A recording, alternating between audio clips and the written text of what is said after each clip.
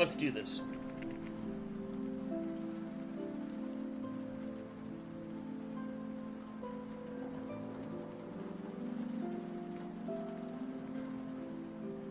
Oh, there we go. Hello, chat room. Adjust this a little bit. There we go. Coolio.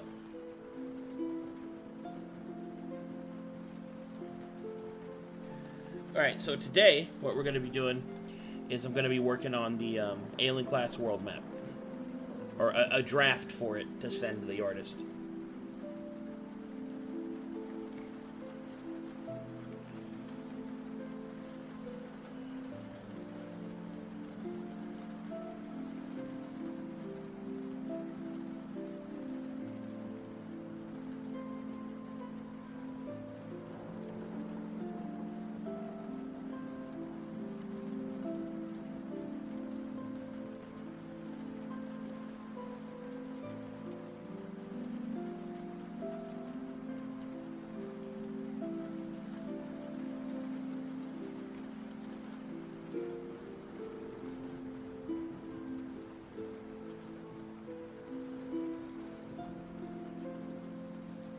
Okay. Now I just have to remember how to use this.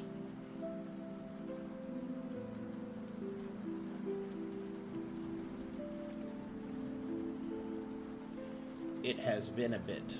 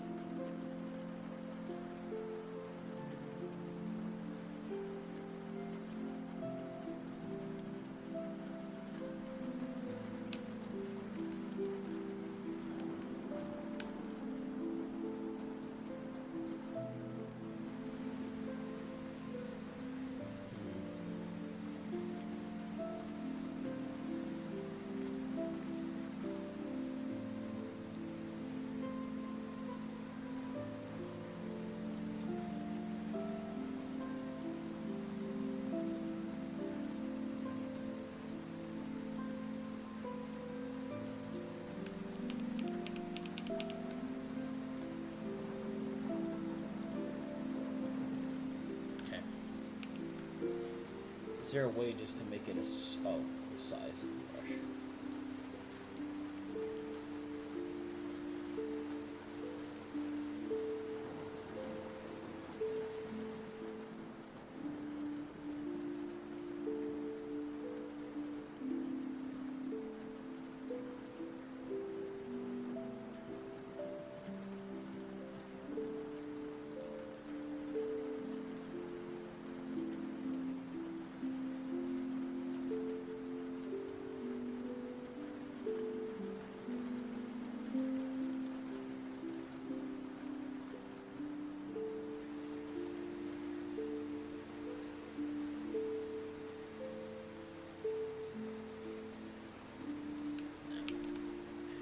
Can I make this bigger?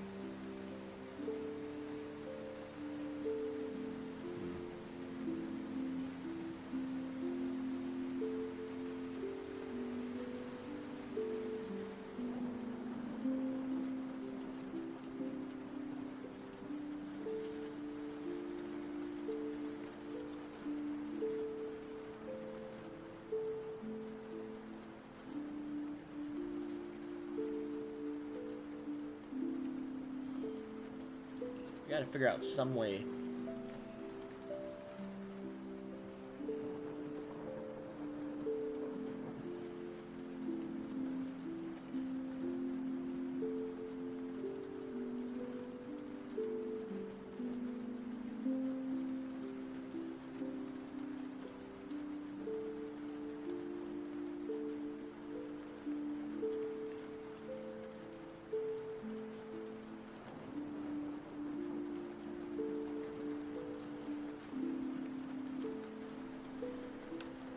Maybe if I center.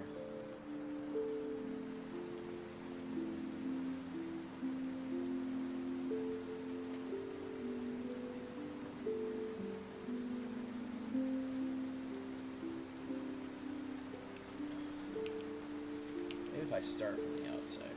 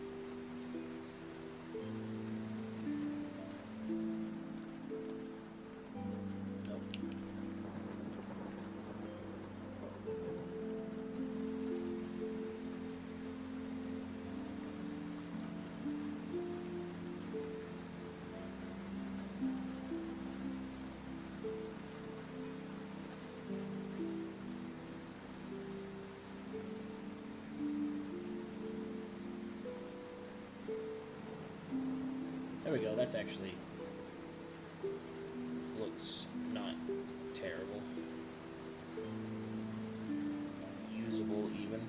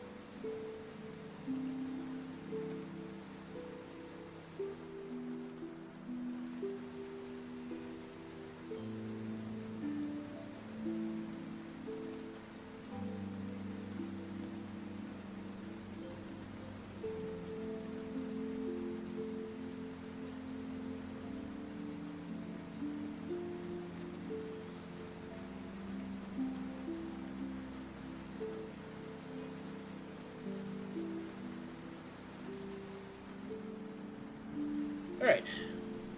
Hopefully that works.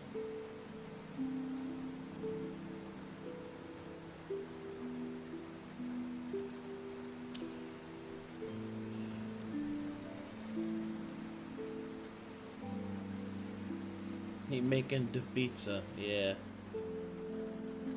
I'm trying to make it look like this. Because this is actually what it's supposed to look like. Somewhat. You know, it's crazy, because I gave Crow a picture that looked like this.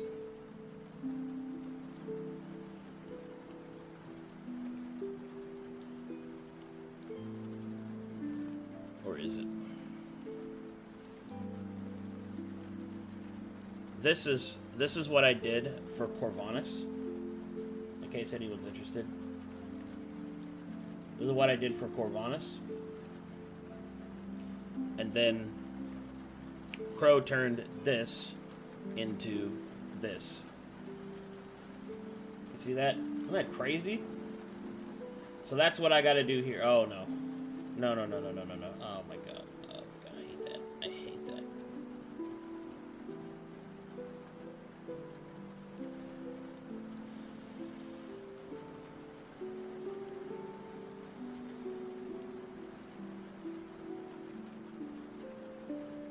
Yeah, so.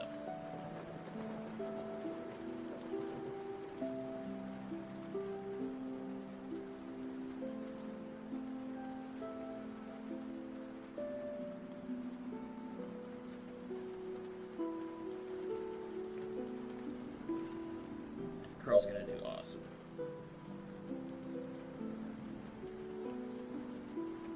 What the hell is that noise? Alert! Alert! Okay. How big do I want to make this?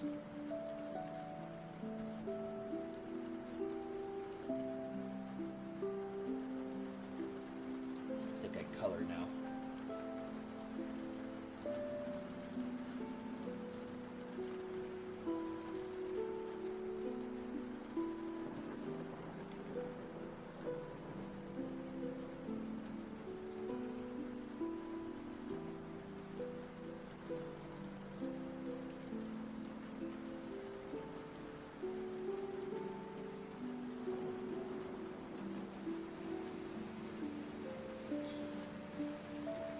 Should be about this big.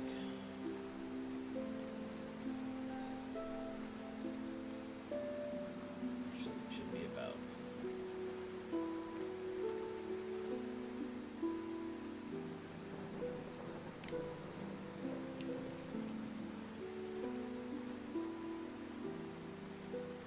this big.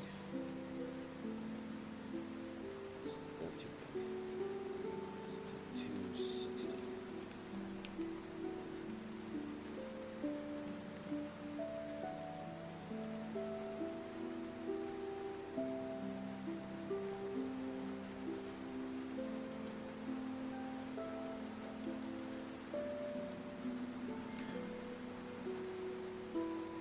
I think I'm gonna do it this way.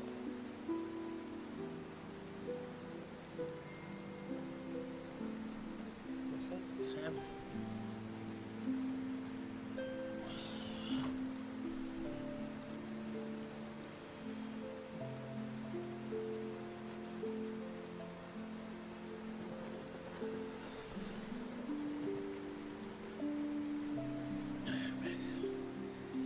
Sorry about that, chat room. All right. I think I'm gonna do it this way.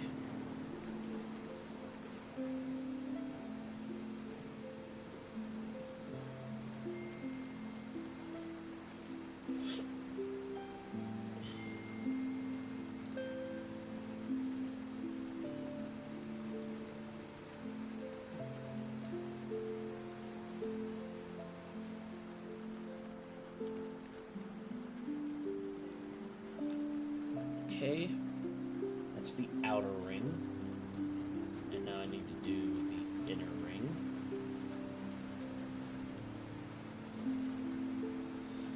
So how thick do I want the mountainous region to be? Probably something like that.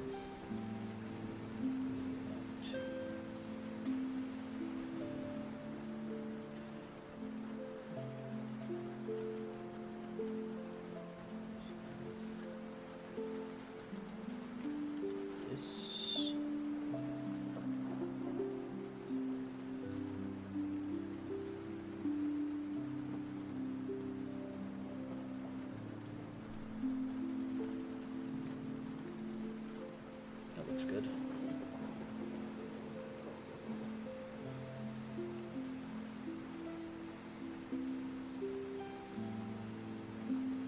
Then we do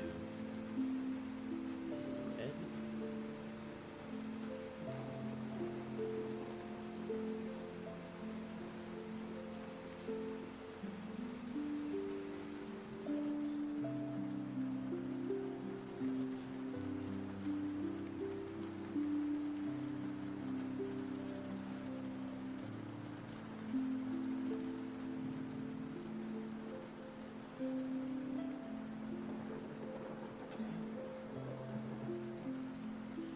It really does look like I'm making a pizza.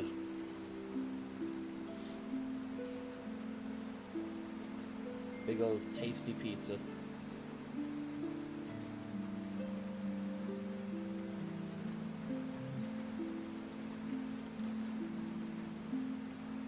much.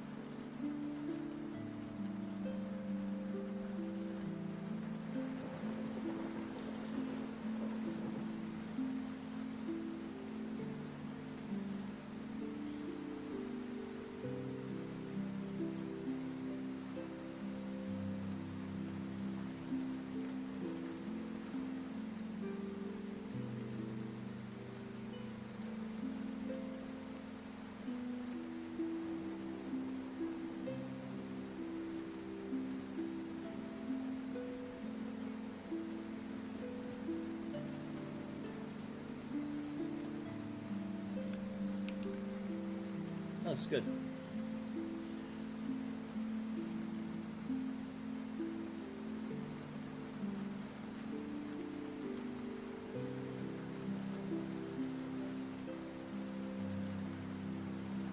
That looks acceptable.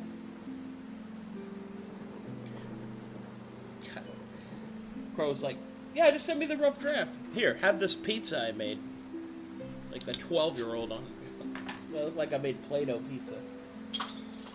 It also, if you step back, it looks like the Brazilian flag a little bit.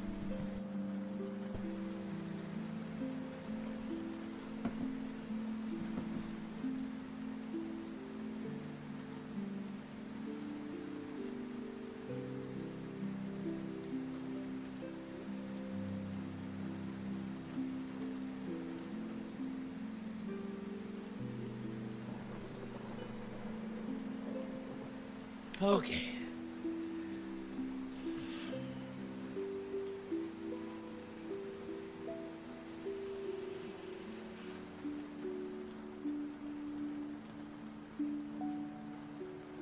Yeah, Crow's gonna like this. Fresh, hot piping pizza.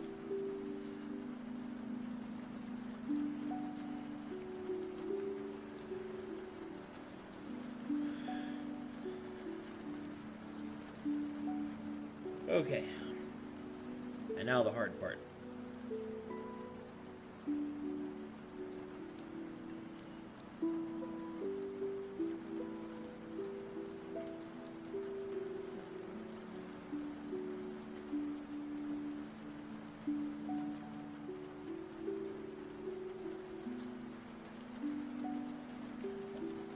Okay, so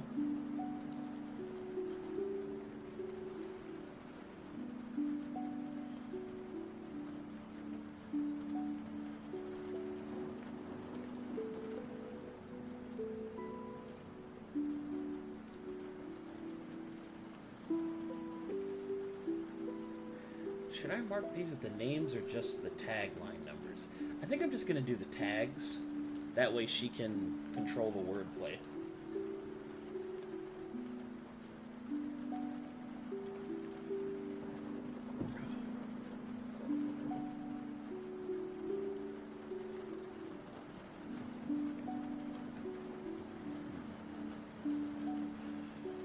Okay.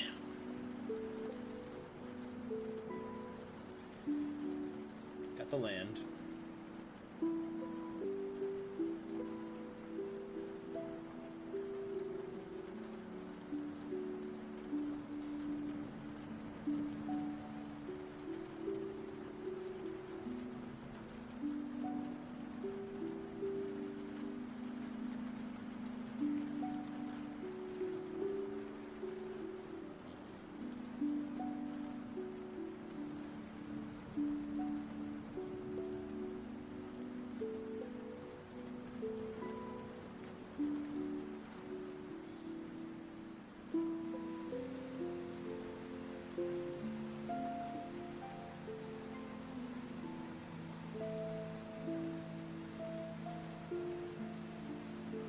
Figure out how to do this.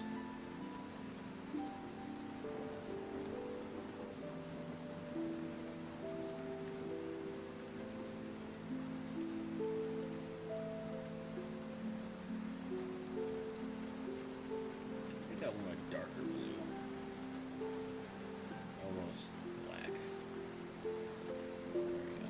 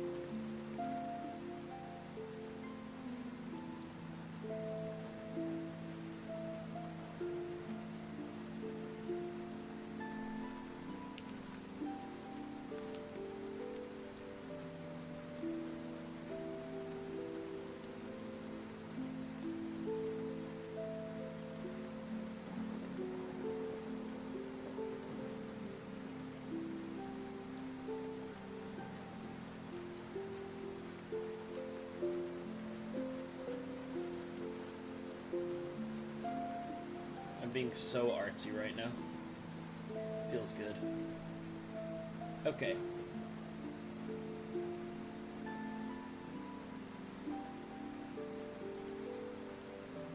Crow's gonna be so proud of me, and Nora, and Waymaker, and every other artist.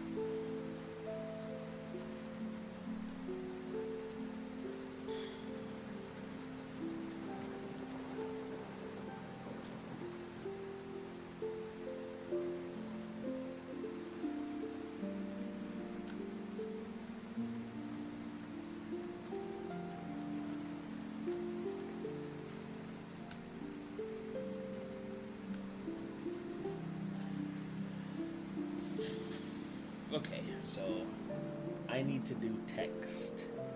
How do I do that? Symbols? Labels. Okay, text.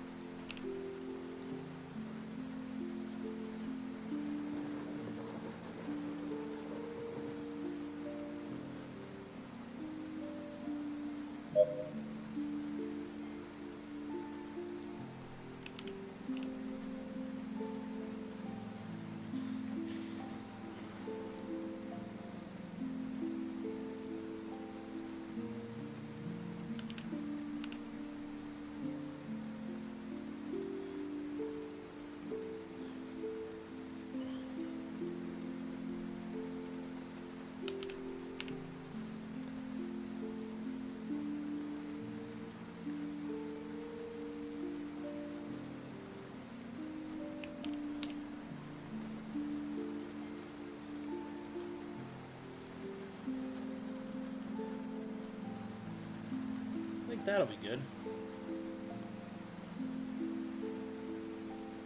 It seems nice.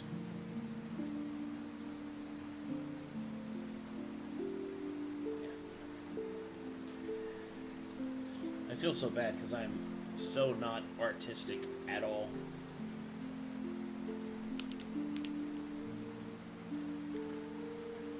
And I don't want to make my artist's life harder.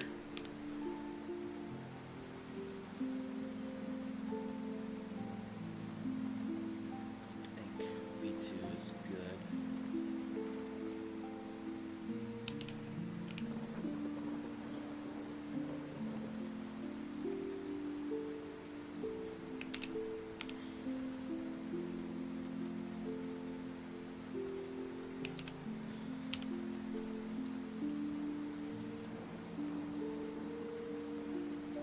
What's up, Prostate Ninja?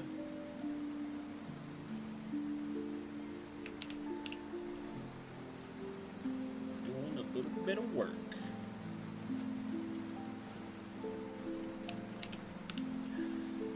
Working on labeling the old world map for my artist team.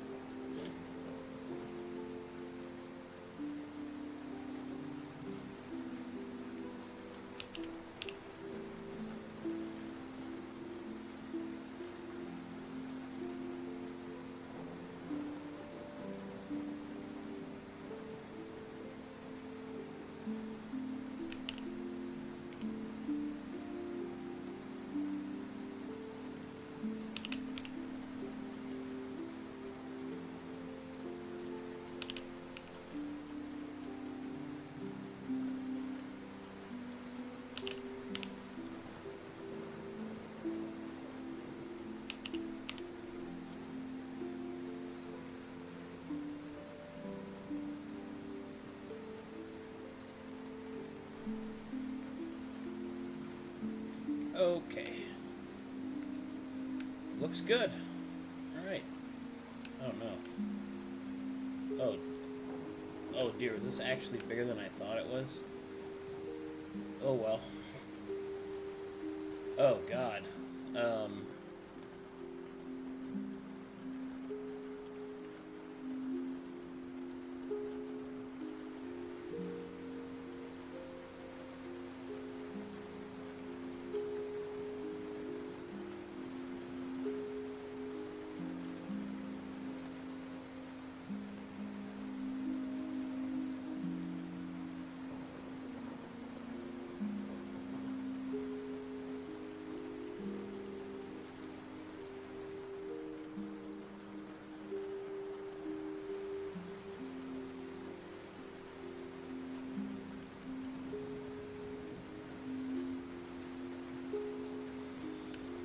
Okay.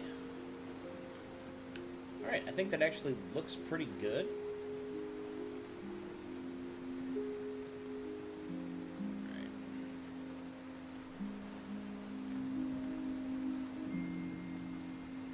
Regions.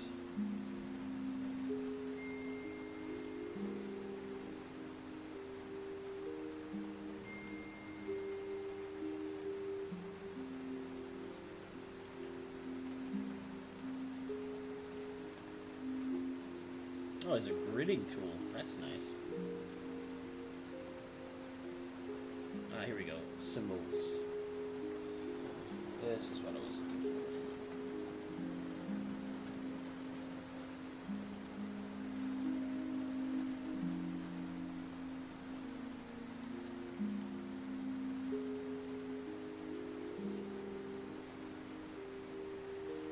Hold on a second, chat.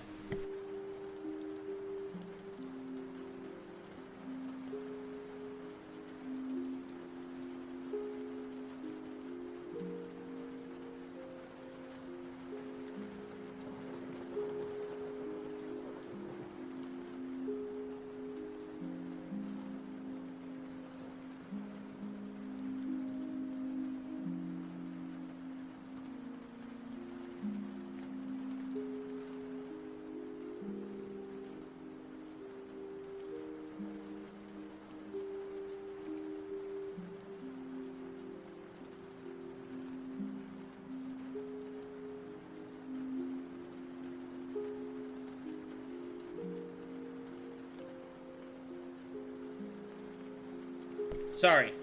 I was trying to figure out why the camera was working. Sorry. Thank you.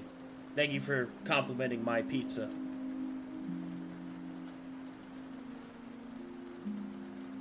Symbol scale needs to be very small. Okay.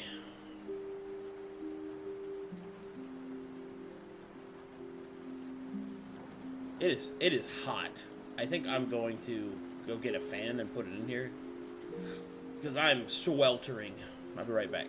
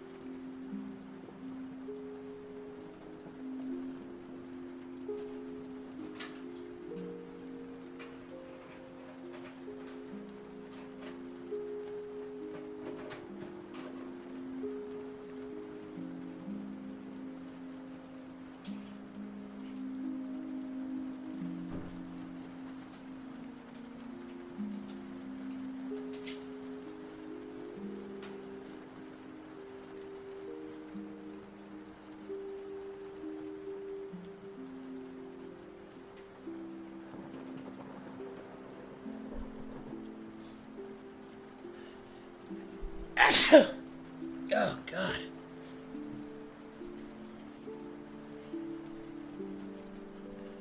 Ugh. Sorry about that.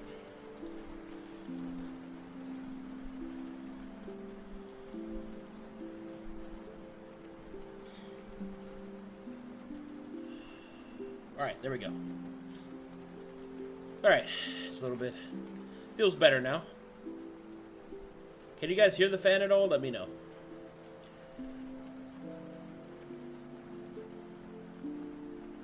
Okay. Let's start getting this filled out so that Crow can get what she needs.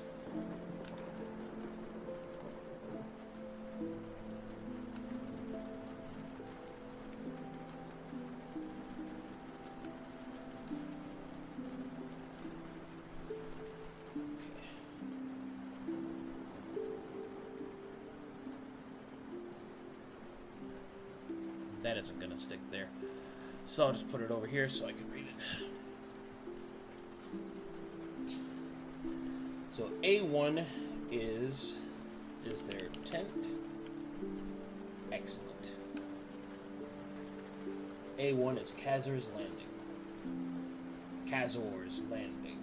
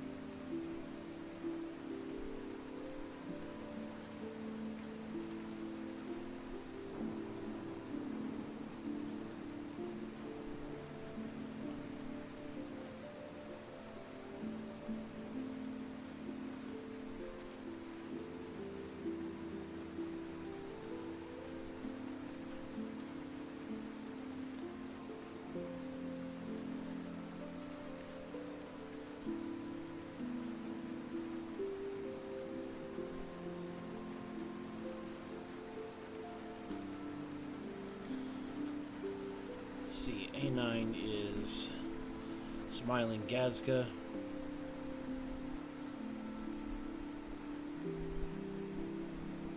I think that's... Let's do... This needs to be closer. Because it's supposed to be looking down. There we go. That's more like it.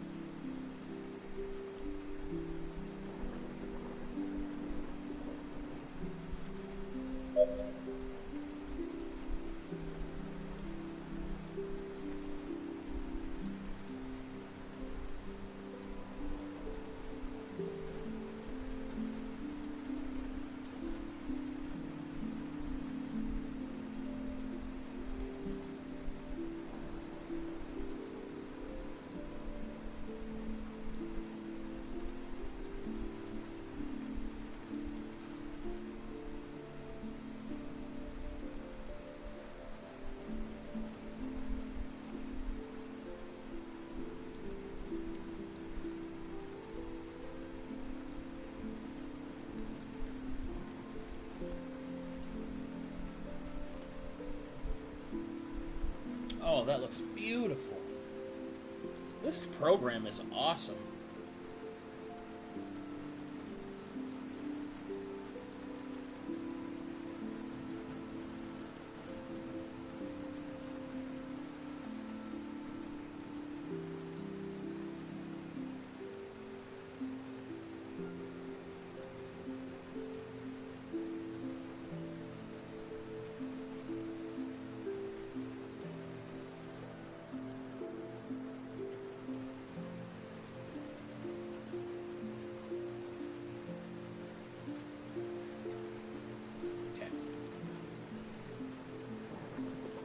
Alright, making good progress.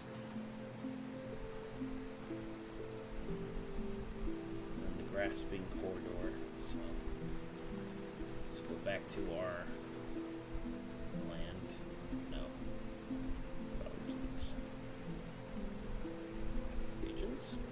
Symbols. Okay.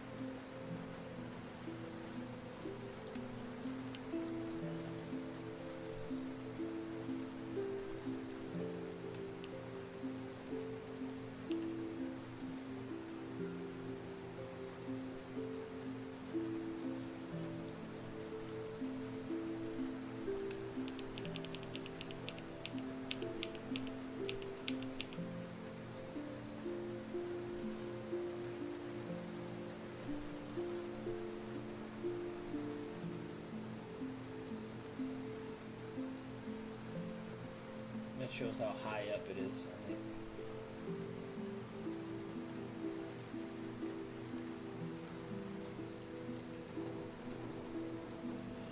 Okay.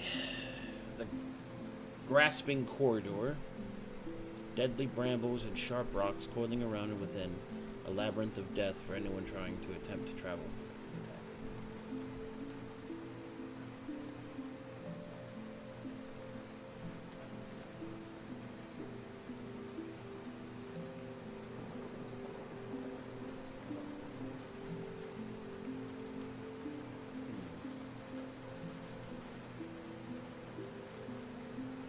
Anything that looks thorny?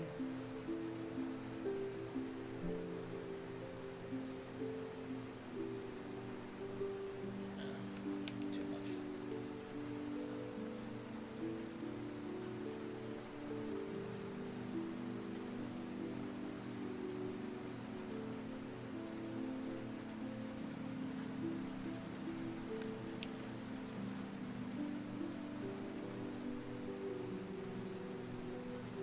It's too much cactus. I mean, it's supposed to be thorny, so it's like... Okay, let's do...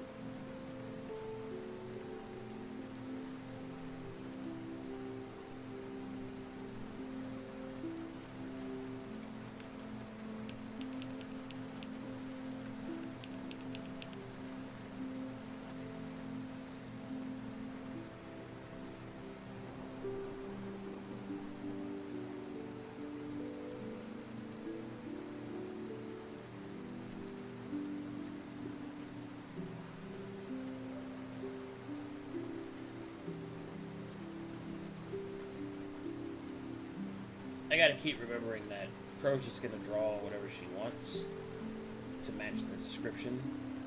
So I just need to give her a visual representation of separation, I think.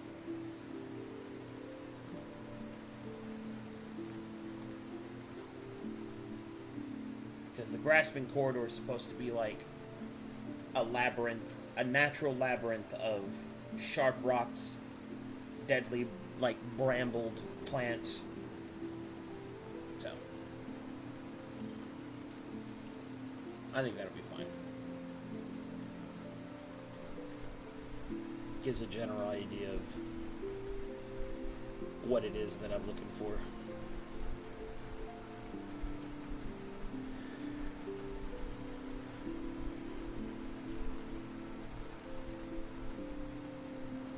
The Sunken Chasm.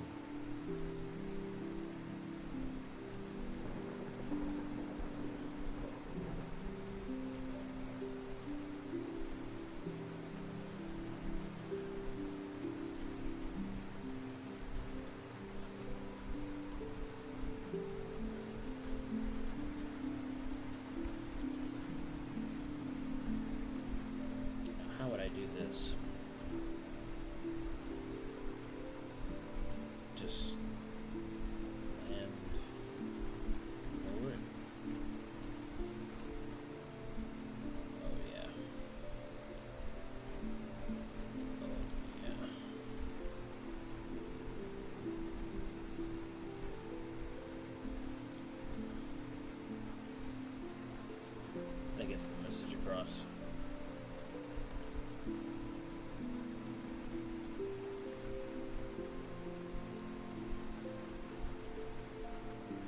I think that does it.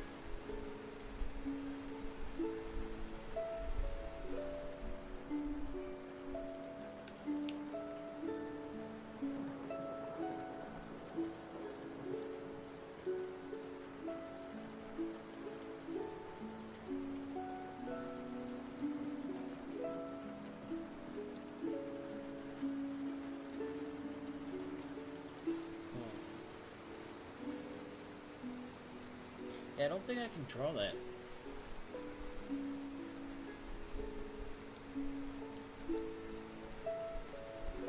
Well, maybe I can just paint it a different color in this area. Yeah. Okay. So...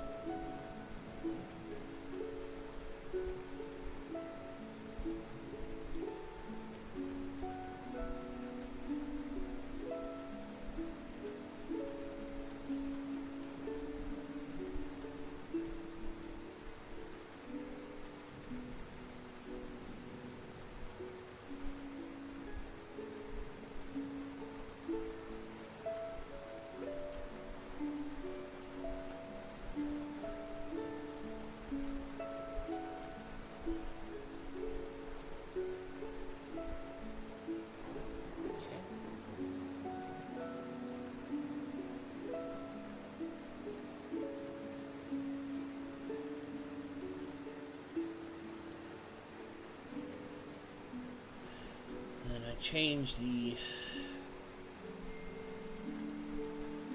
paint, and then I make just this area red.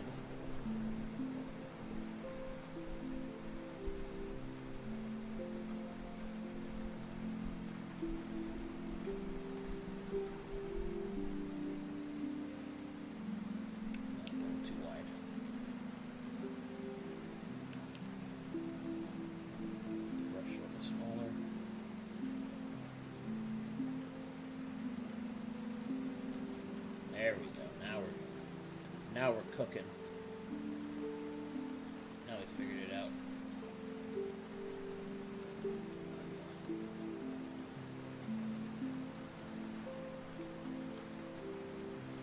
Perfect.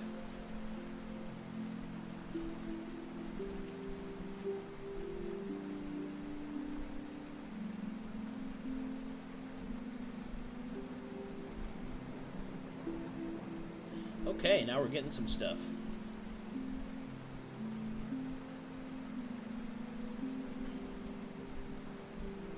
Okay. Next up we have is A5, the Bitter.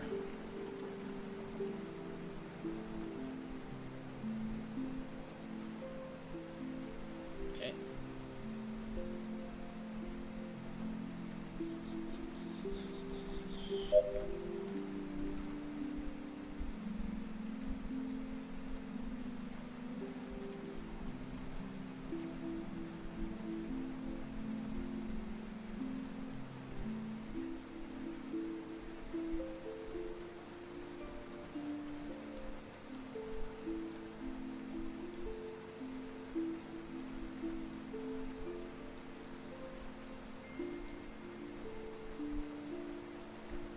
Guess I don't need those there.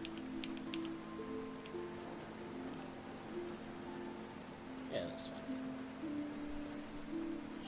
Looks better without that, I think.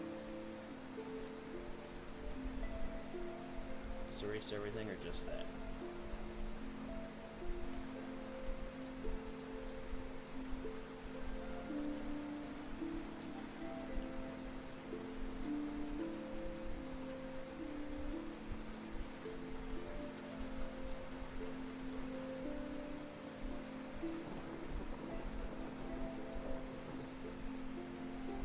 That'll work.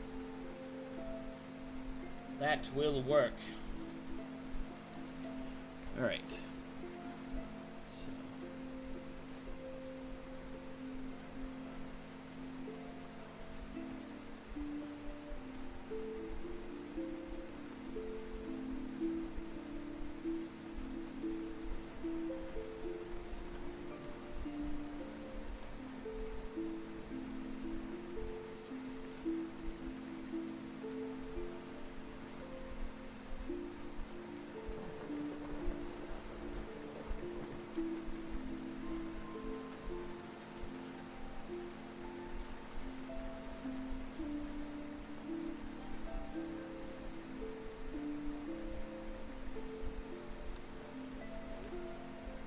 Okay. Next up we have our sulfuric. The Bitter is a wasteland of rotten sulfuric bogs with a series of strangely verdant oases. Features the first natural break in the mountain wall.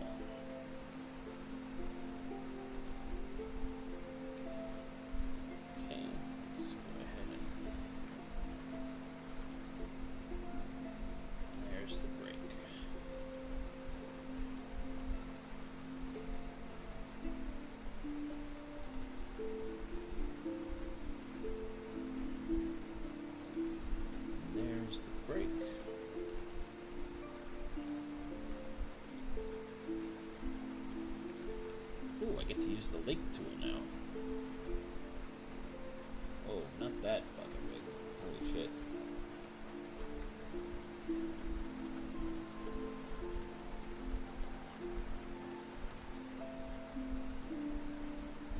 Let's see what the first one is.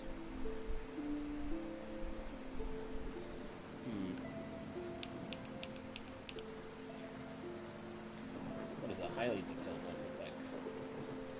It's a low detail one look like? Probably do low detail, I think. Too big, too big, too big. Keep it small, keep it small.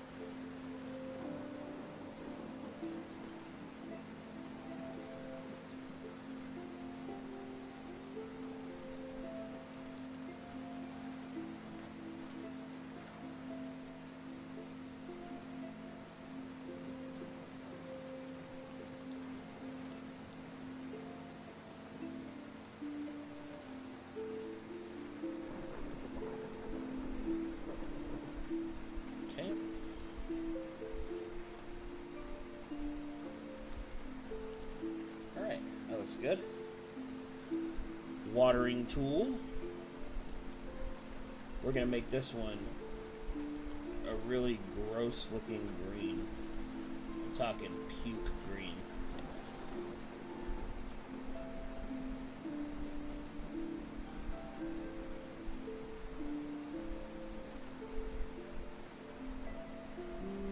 No, it matches too much with that. Let's try it.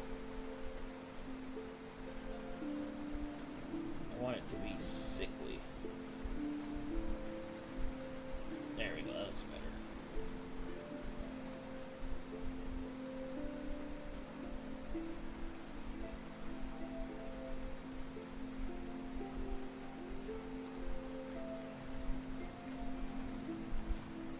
Okay. And for symbols, some of them are Elise's, so we'll just put there.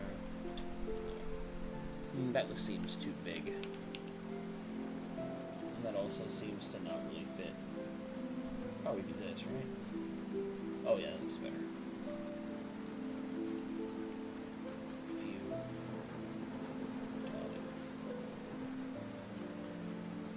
That looks good.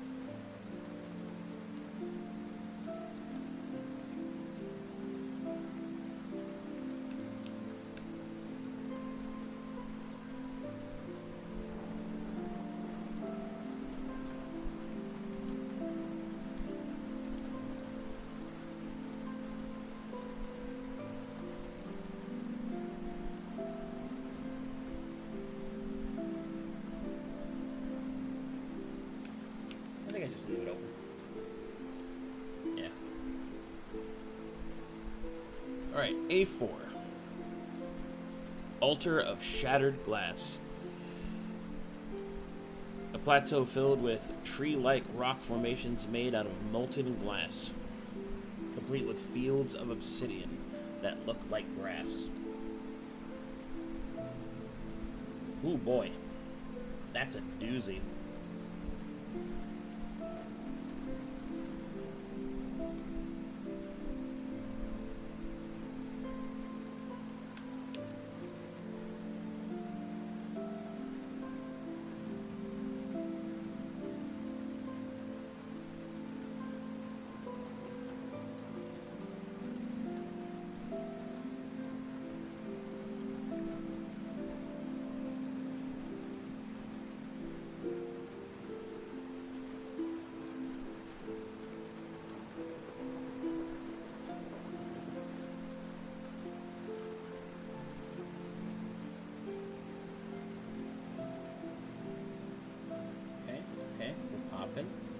Locking. We're dropping it. Dropping it. Dropping it. Dropping it. Drop it. Yeah. Drop it. Yeah. Drop it. Yeah.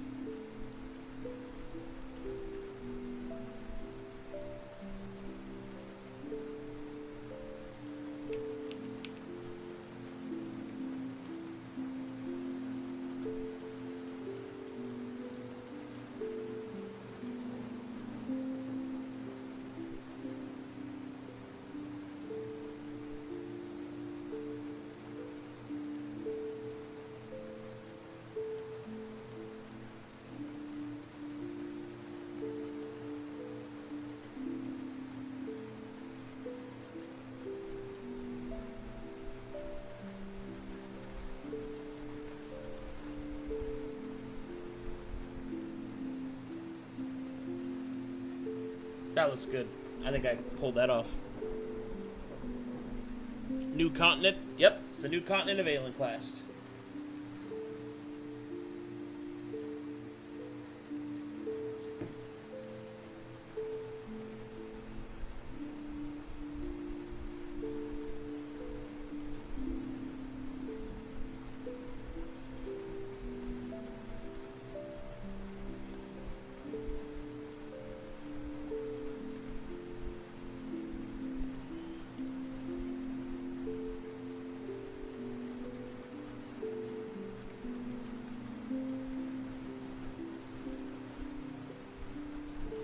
Pools of Iraq.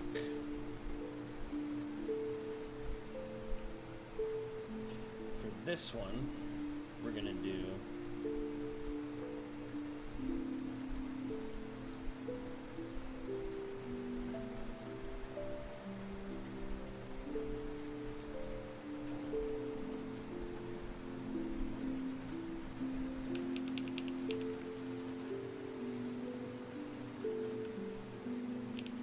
I wonder if I can get this to look really good if I got the right kind of mountain.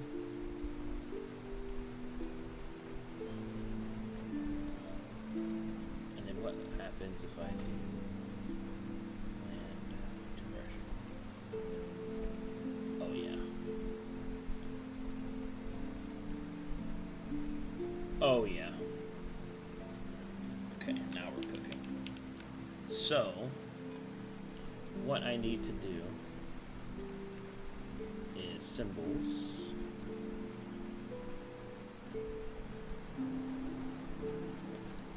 I should make them larger.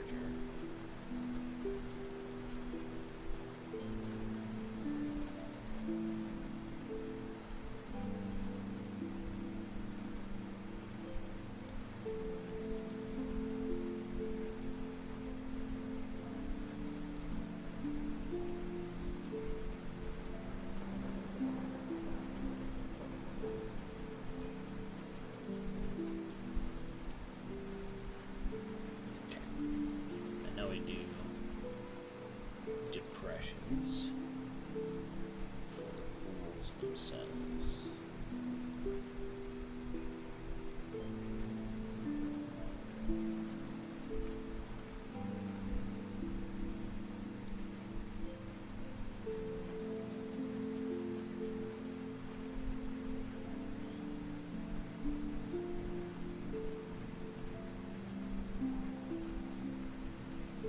That actually looks really good.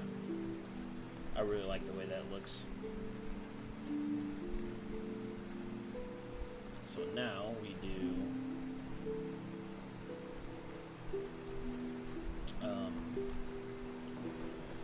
symbols, the smaller mountains.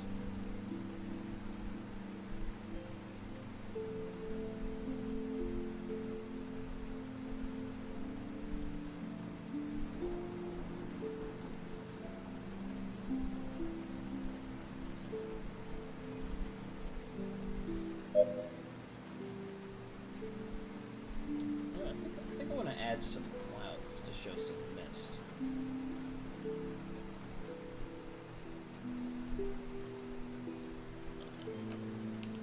Too puffy. I need.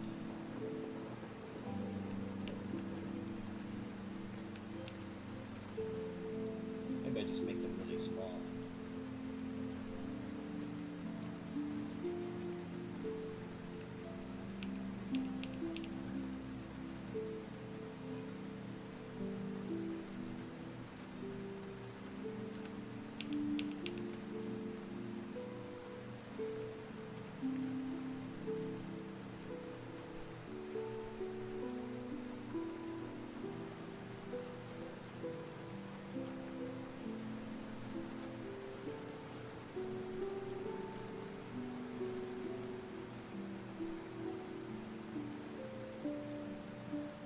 There we go. That should be good. Because the pools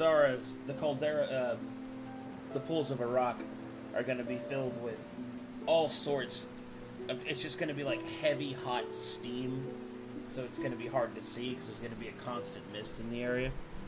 It's going to look awesome. When do you foresee the new game starting? Probably beginning of next year.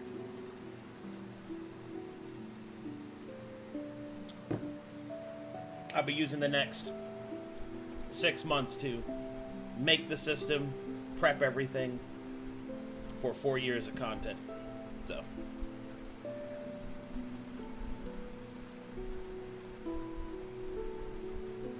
Okay.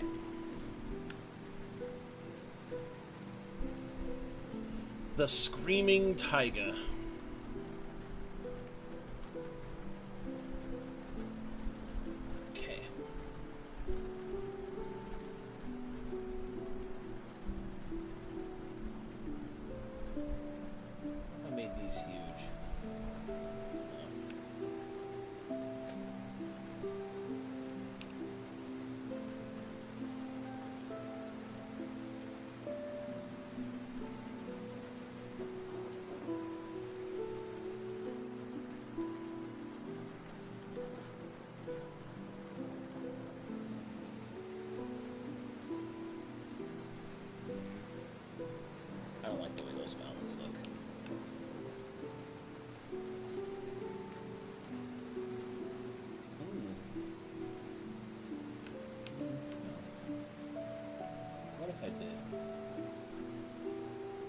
Oh, here we go. Yeah. That's the way.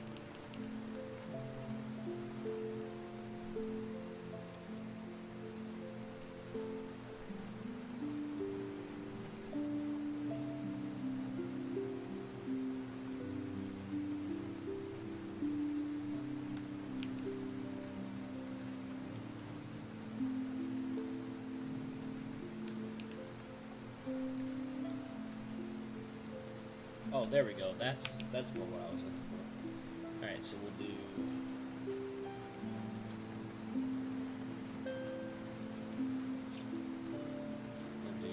mountains, simple scale.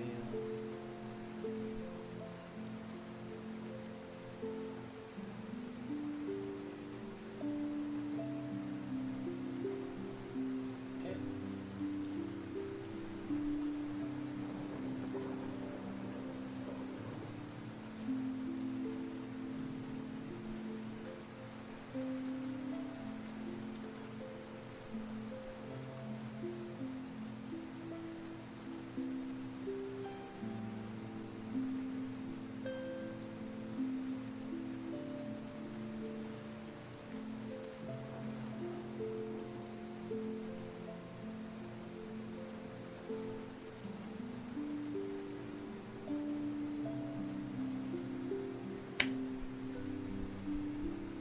Alright, there we go.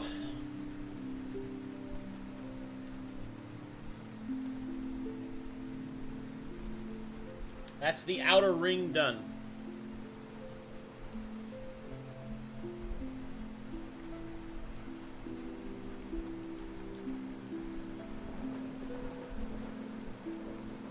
It actually looks presentable too. I think it'll be really helpful to Crow.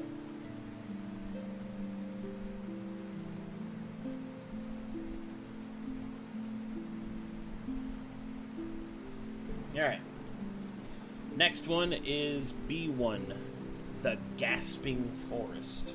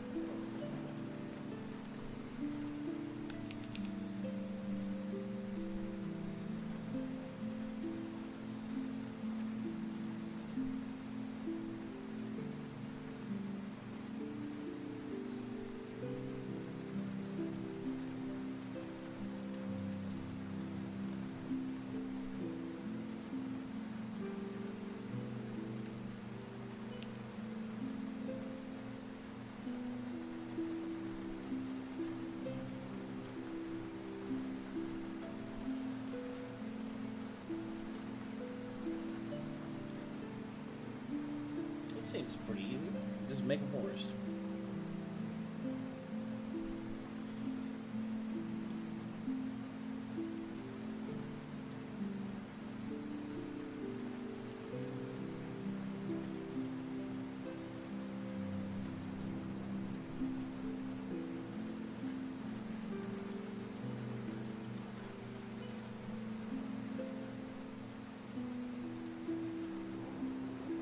B2 is the Mesmeric Meadows.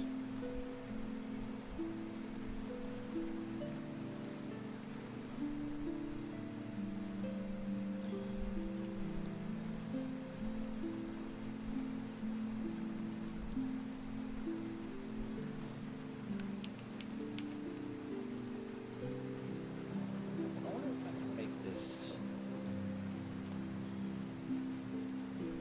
Oh, there we go.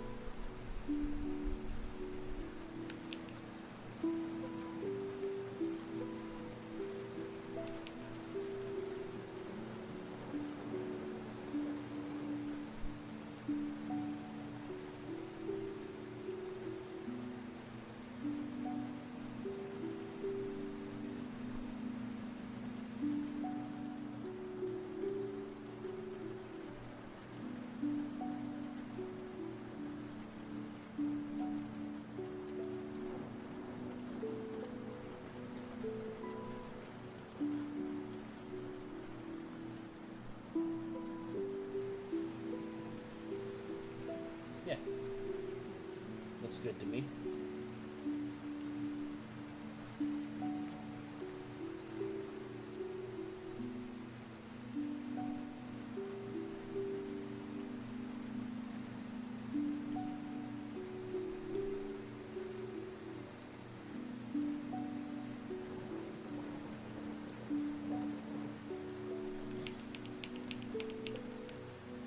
I think that's fine. I think that looks good. The Pillars of Plenty.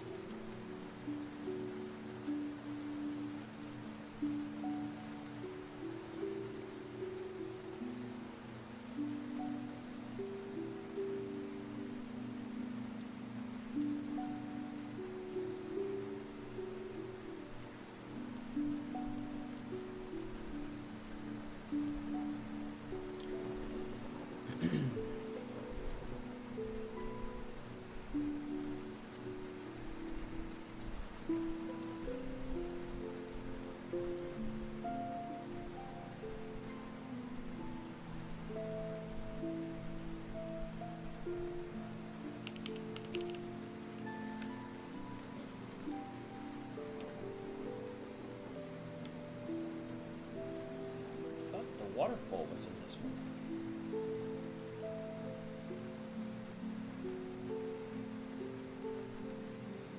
Ah, here we go.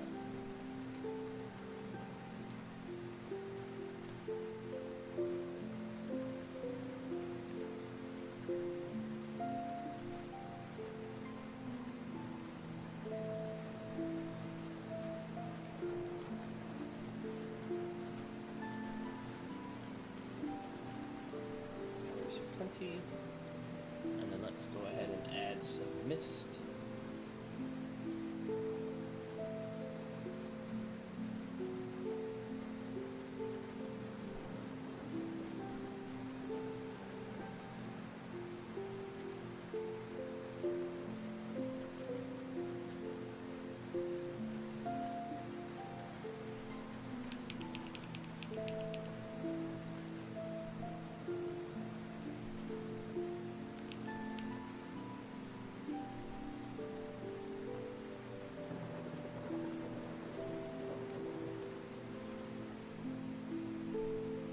Was pretty good, I think.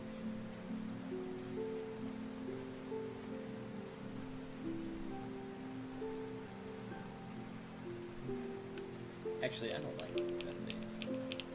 I just leave it like it is. If I can't put down an actual misty looking mist, then... Like, this looks fine because of the mountains, but I'll leave that up to Pro.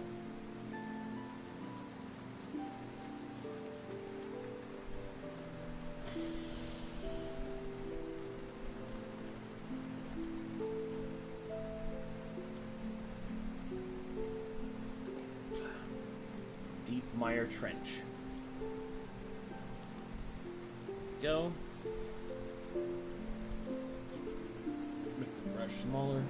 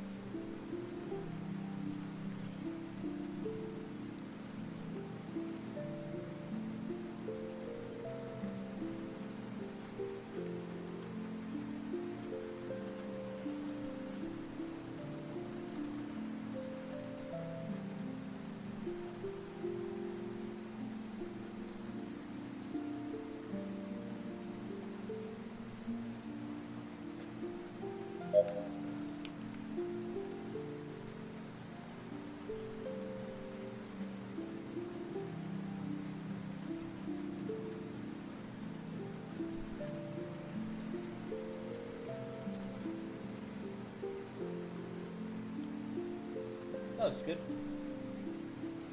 Now we just change the watercolor.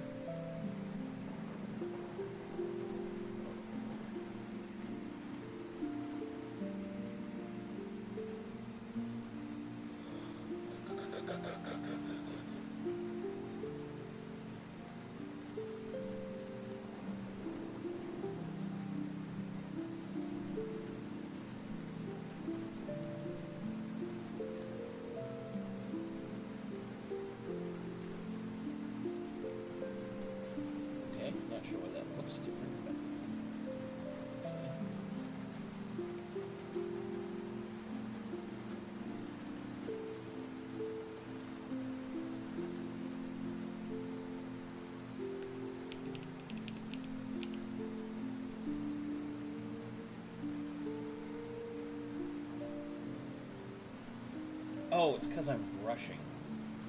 Wait, no. That was a solid one. Yeah, what's the deal? It's not changing its colors.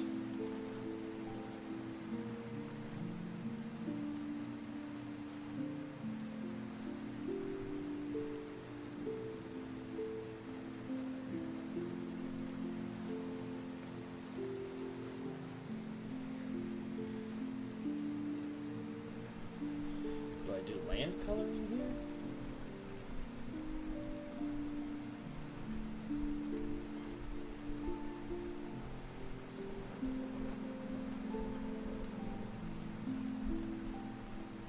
No, that colors that. Actually, what if I did like a really light?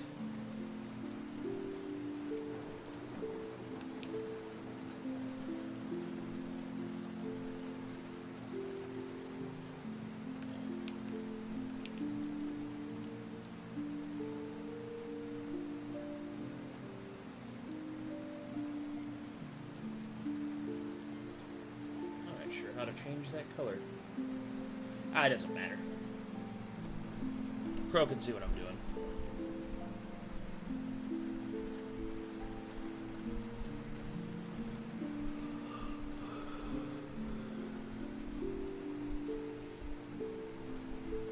doing. Ugh. No, sorry, chat.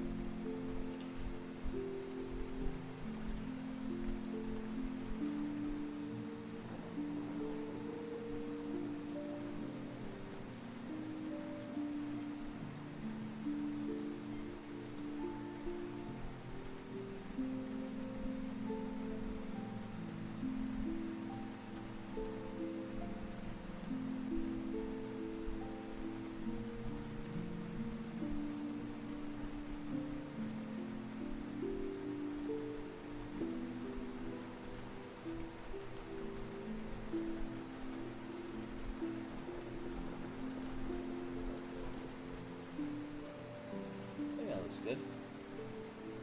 A river going through the trees. Yeah.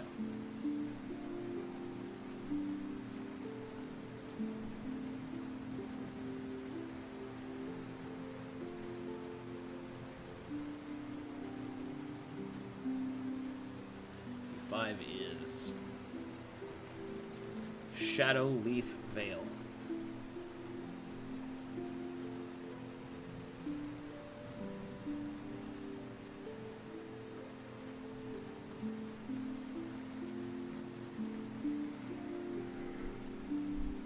Oh, man.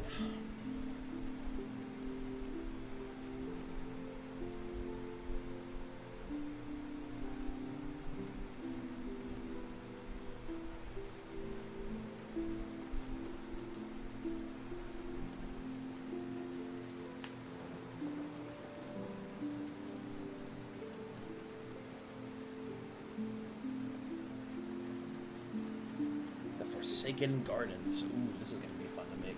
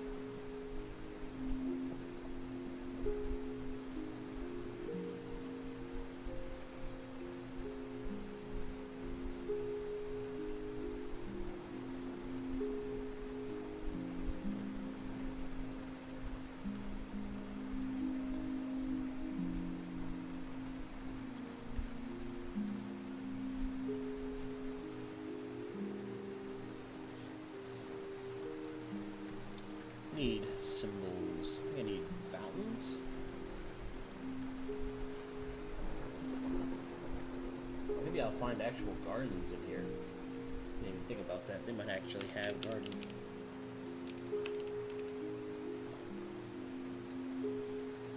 They have fields, though.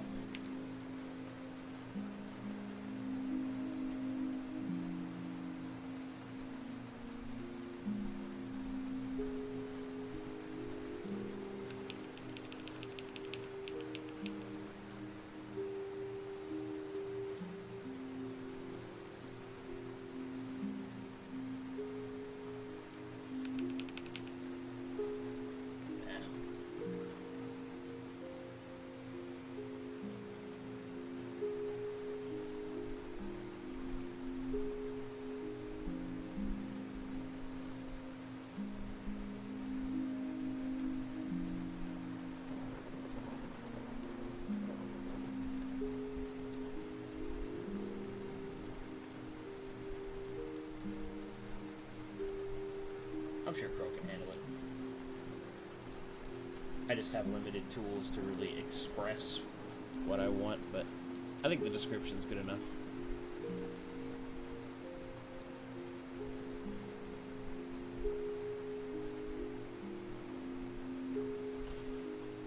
What is Prism? Prism is the new system that I'm working on. Brand new system of how to play D&D. New tabletop system. It's incredibly elaborate. Right now I'm working on map stuff, though, for the next continent of play.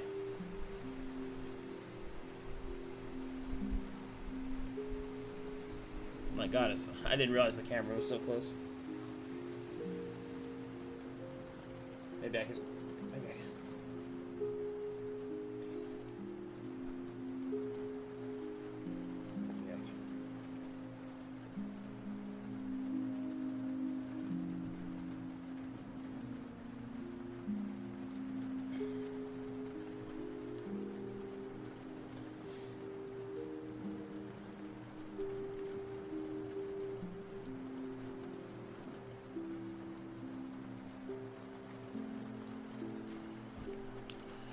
Sometimes it works. Sometimes it doesn't.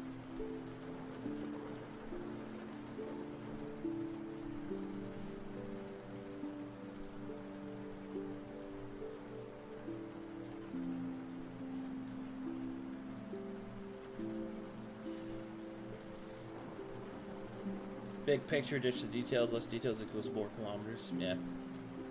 Or more imagination. Yeah. I figured you'd be proud of me to watch this, Nara. Look at what I've done so far. I think it actually looks pretty nice.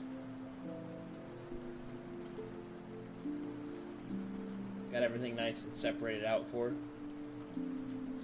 Got all the places marked with their in-depth descriptions. I think it looks nice. Stop crawling out of the mountain guts. Why is my furniture floating? God. You ever realize that when I laugh, I look like a bird, kind of like...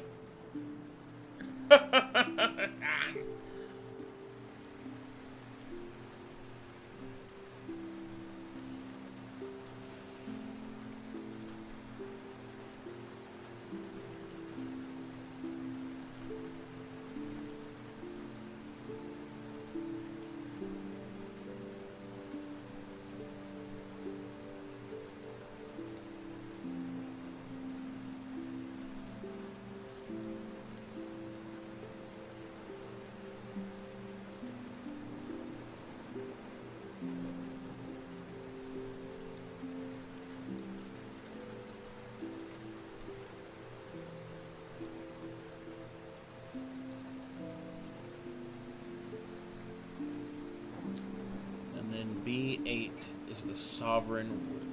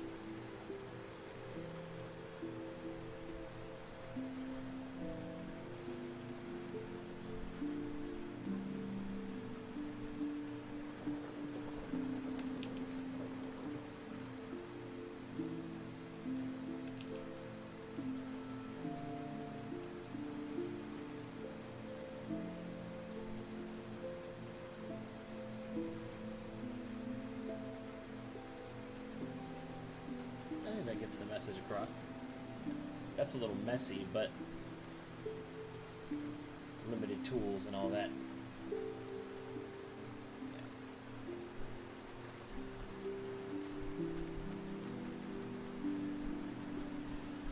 Okay. Anyways, came to say hi. I slept at 9 a.m. and naturally woke up at 1 a.m. Something's wrong with my body. Gonna go catch more sleep. See you later, Nara.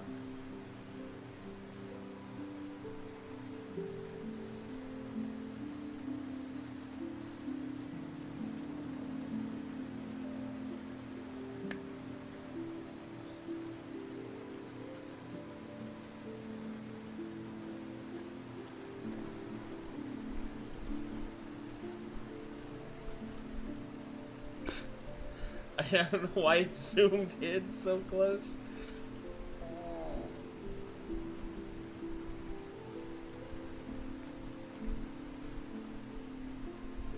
Spread them. Spread them.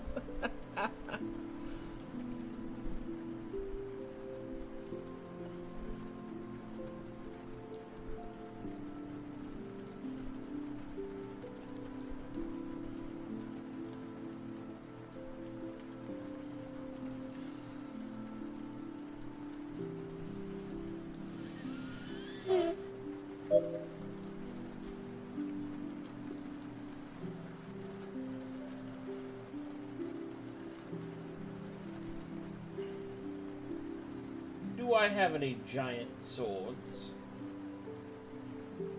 Oh. Those sort of look like swords. Yes. Yes, that will do.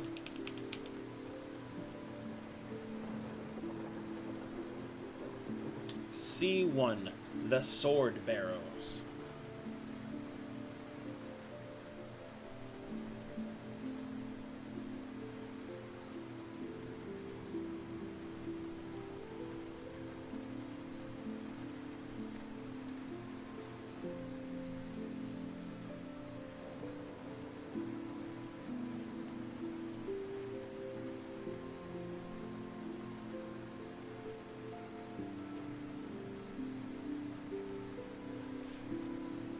Metal spheres. Like these domes. Yes.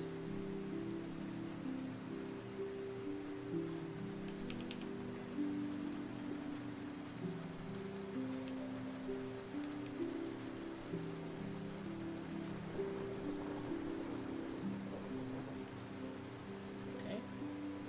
And they make lightning storms. So we'll put big, fat... Oh my god, that's too much. Oh, okay, that's too much. Oh, what if we scale them down, though? Still too much.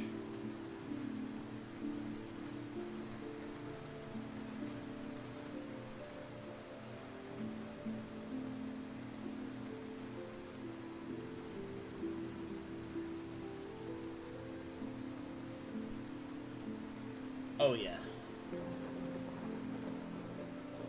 Oh yeah. Now we're hitting it. Now we're hitting it. Now we're hit the beat. Drop the beat. Hit the boot. Hit the hoop. Hit the smoot. Hit the gritty. Hit the gritty. Here we go. Let's hit the gritty. Hit it gritty. What? Hit it gritty. What? Hit it gritty.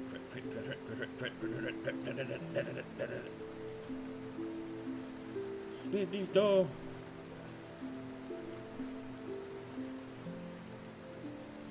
Hey ho, hit the go. Hey oh, me say day oh. Daylight come and me want to go home. Daylight come and me want to go home. Hey, me say day oh. Come, Mr. Tallyman, tally my banana. Oh, daylight come and we want to go home.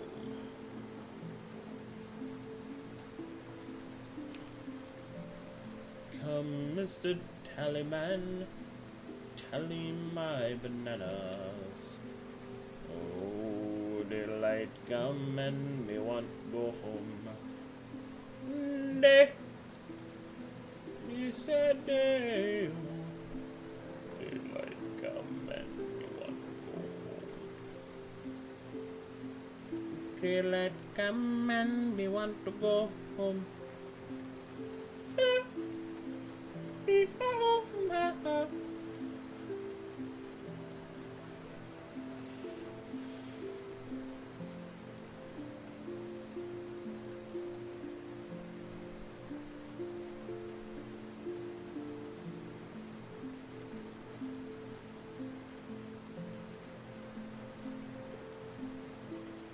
River Delta, walking down the street. River Delta, one I'd like to meet. Oh, River Delta, looking nice, looking good to me. River Delta. Swords look like noses or dongs. Well, the thing about it is, they're just most...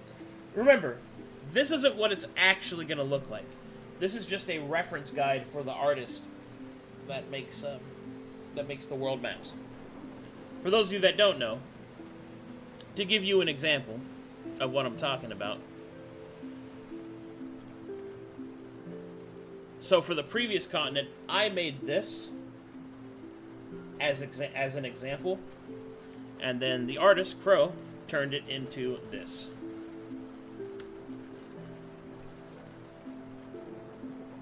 Look at that. Incredible every time I look at it compared to mine. And then there's some stuff over there. And there's some stuff over there.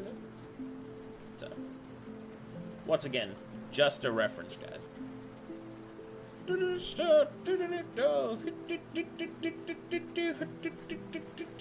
How the water flowing out to sea.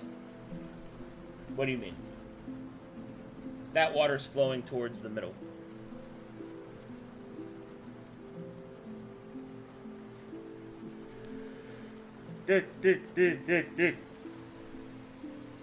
C4 is the Dead City. Ooh, that's gonna be such a cool series of dungeons. I can't wait to do that. I can't wait to do that. The Dead City. Yes. Yes. Dead.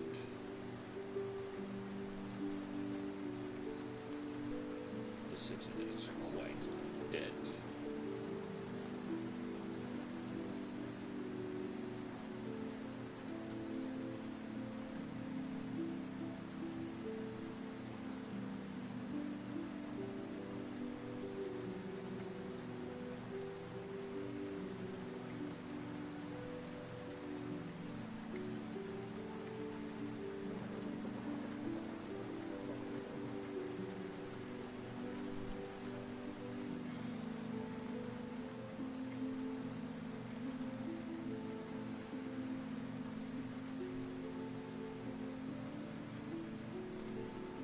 Your city, dead. Your people, whack. Your friends, whack. Your society, whack. Alright. C5, the Kellis Canyons. Okay, this one is going to be full of some shit.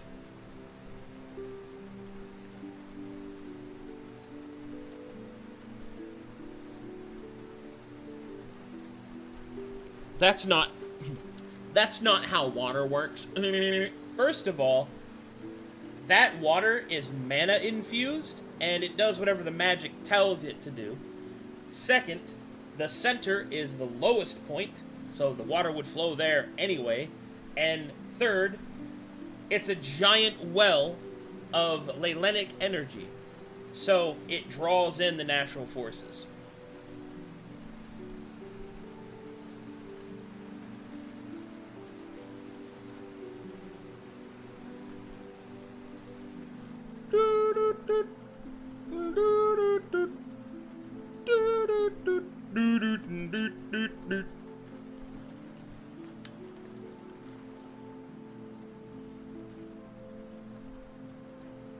Sorry, you got...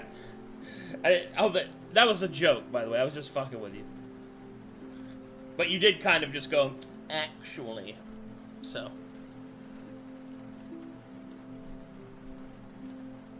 Skibbity up. Skibbity oh. Blip, blip, blip, blip. Alright, Mr. Kadum, don't act like I'm supposed to know that. Exactly!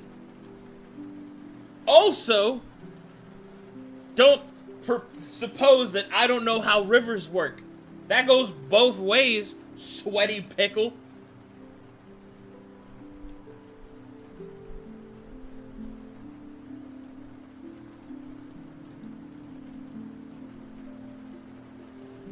Beep, beep, beep. Beep, beep, beep. Beep, beep, beep. Boop, boop, boop. Okay, oh, I did it again. I touched the sides. It's like playing Operation. Oh my god. Please, don't do it. Don't touch them. Okay.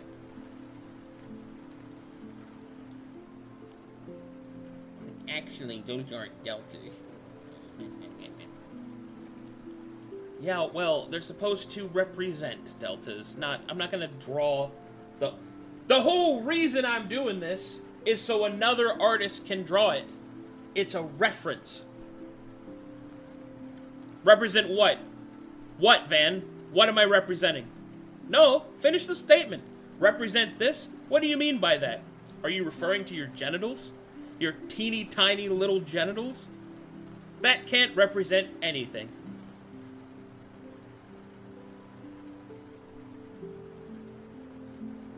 Stupid ass Van.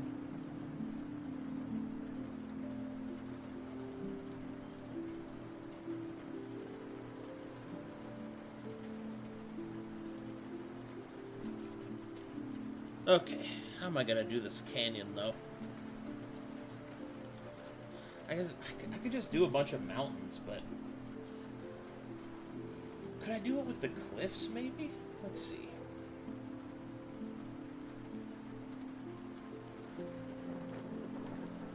Make them big enough.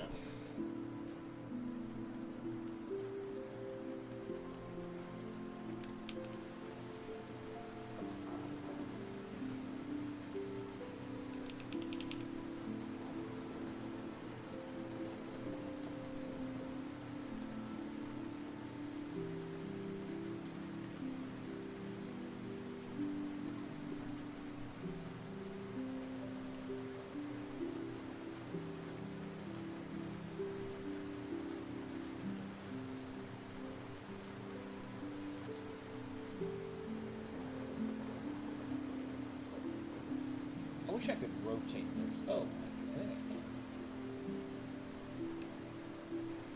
Is there a... Well, there's the flip. Is there another command that lets me rotate it? That would be great!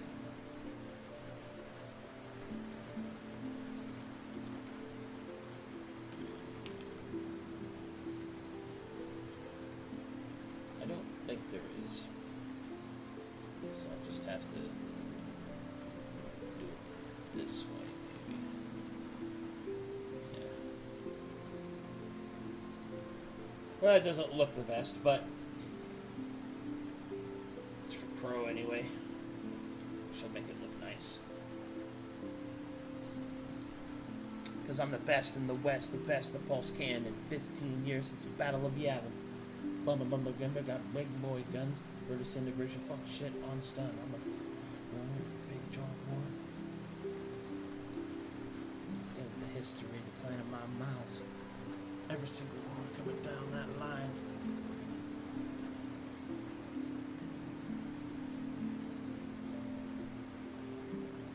Every single bullet that.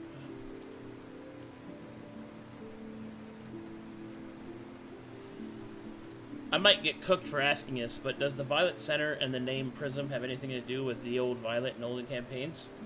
Yeah. Yeah, that's exactly correct. So the middle of Ailing class deals with the center of Viletic energy, and it's actually not purple. It's only purple for the reference guide. It's more associated with indigo than it is with purple. Or, you know, violet. And Prism as it is the system I'm working on, is reference to the colors of creation. So, yeah, that's correct.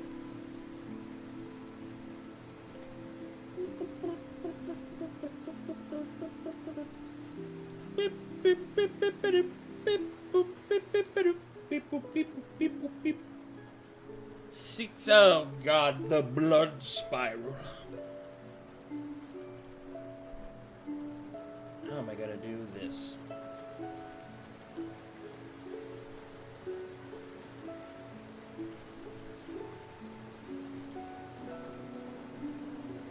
Skibbity penis. Let me see that teeny tiny. Let me look. Oh no! Please stop. Oh no! Let Tootsie roll. Let Tootsie roll. Oh no!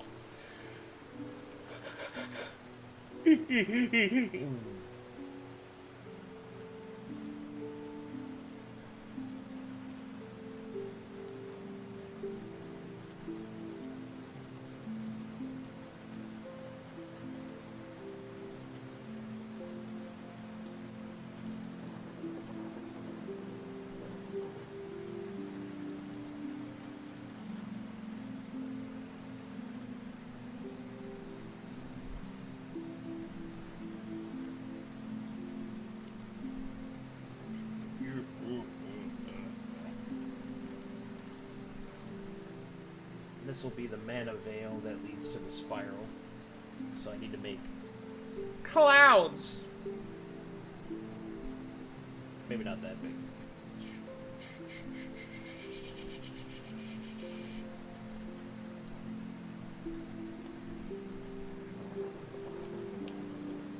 Cutter McCloud and the Clan McCloud.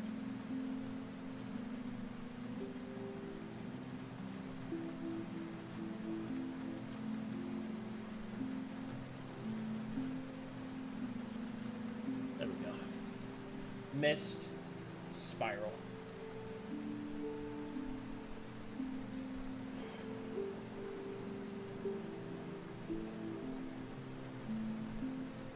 Okay. All right. Last layer.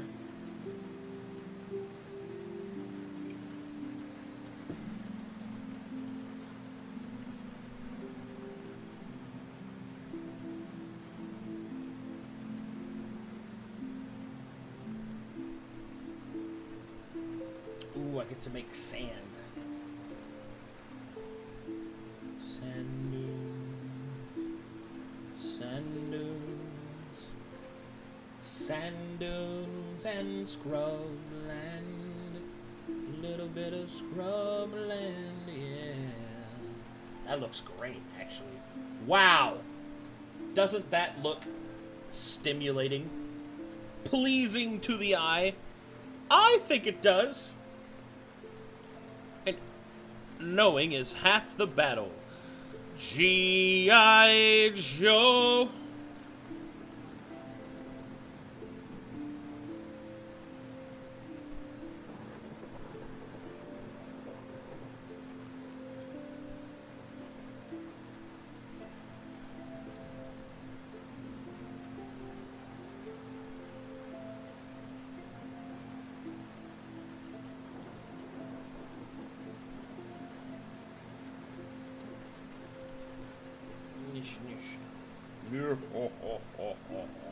Oola gooly nipple pinchy.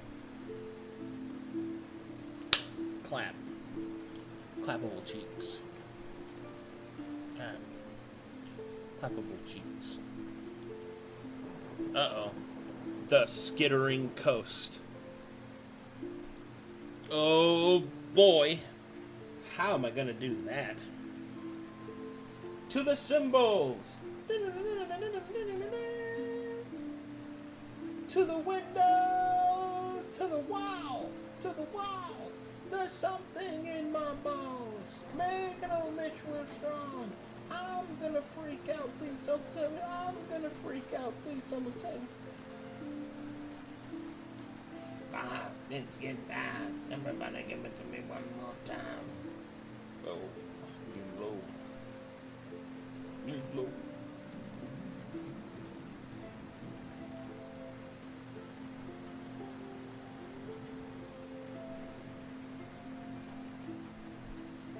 And what do I have that looks like webbing?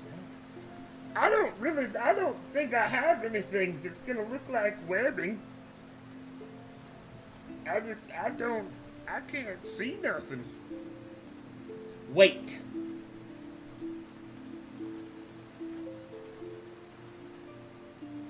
What if I drew spider webs?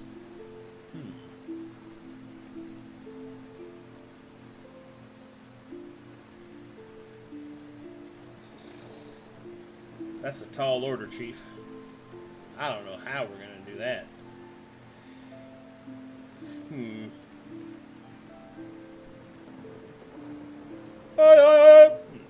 Okay. What if I used the river tool?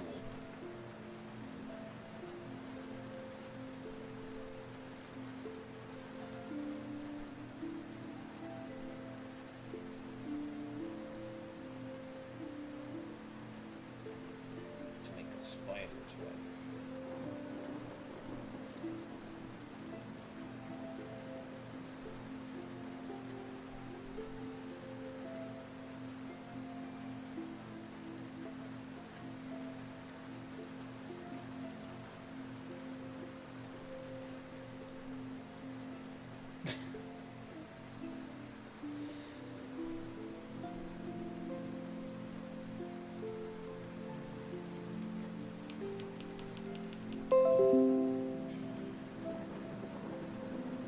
That was terrible.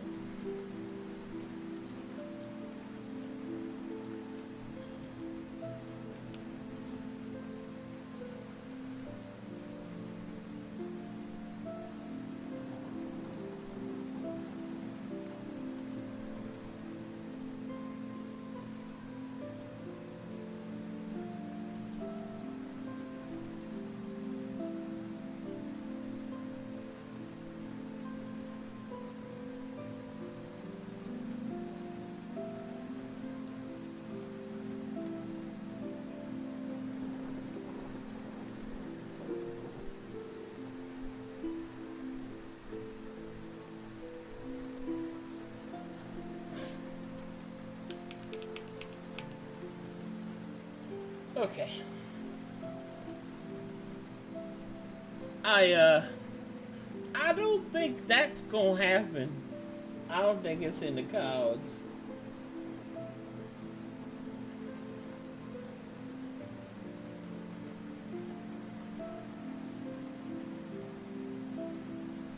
No. No, no, no, no, no.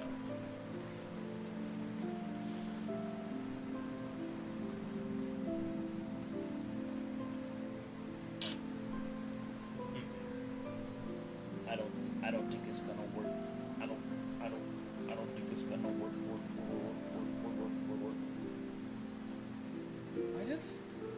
I just don't think it's gonna work. Okay. Well, what do I do here? I guess I could just leave this one blank and just be like, I had no tools to make it.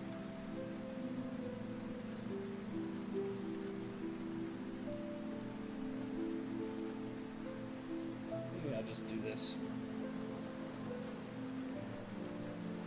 And then, like,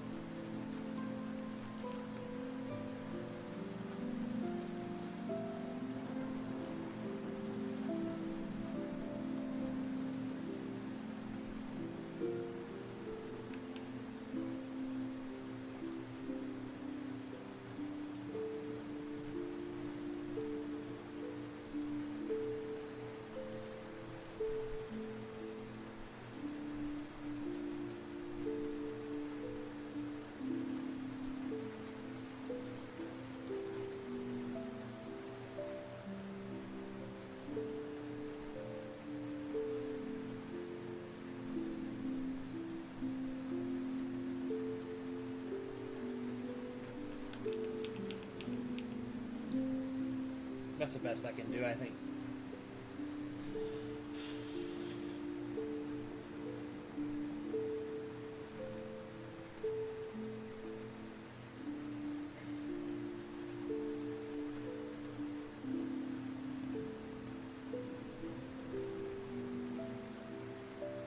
I have limited resources.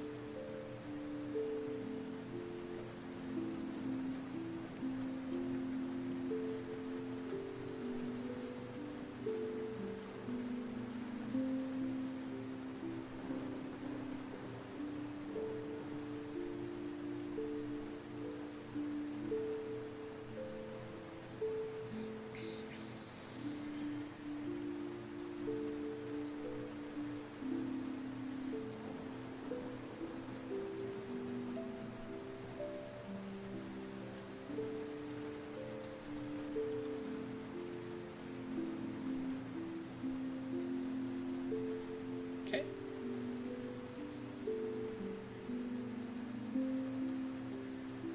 Oh.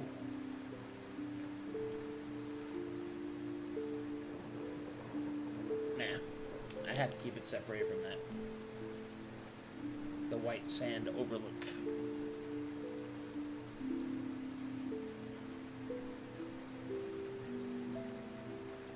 If all those rivers are draining towards the center, then why is it a desert? Because all life energy is being drained back into it and then being pressed back out again. Water can't stay.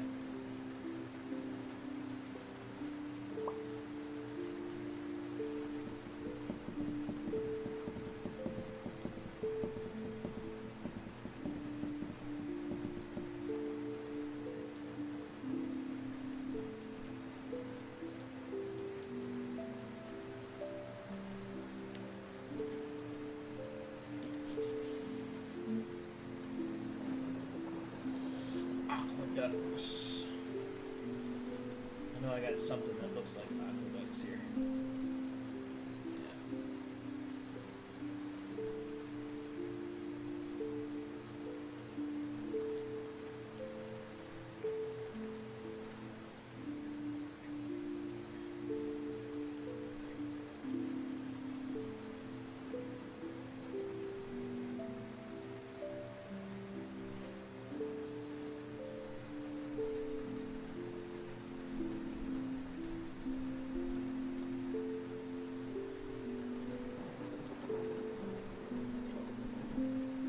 Goes down there. All right.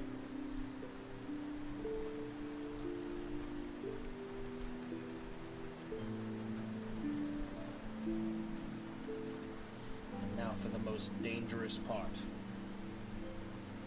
Well, other than the middle. So many cool things I'm gonna put in here. I cannot wait. I cannot wait.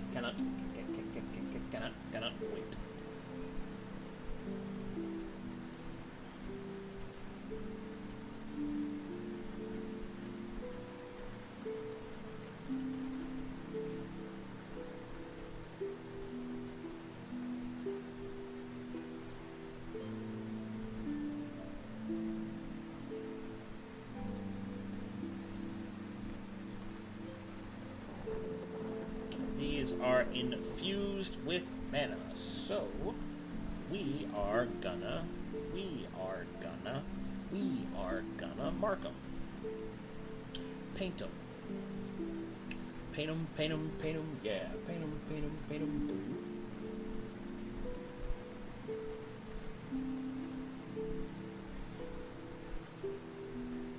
There we go, perfect. All right. There we go.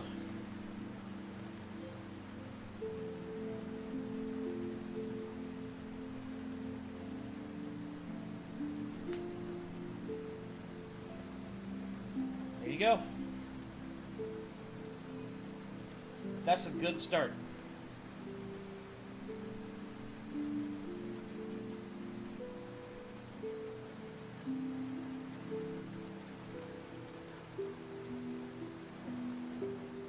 Ugh. My word. Save.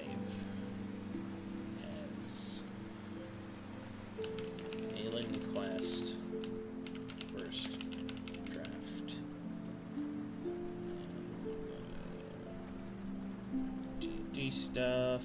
Go to Alien Blast. Map at Kickstarter. Save it there. Wowee!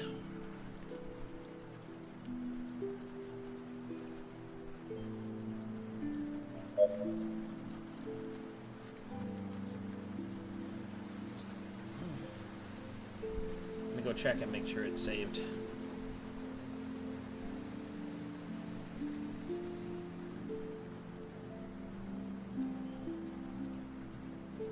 Yep, it's saved. Okay, cool. Oh, Khalid Dokali.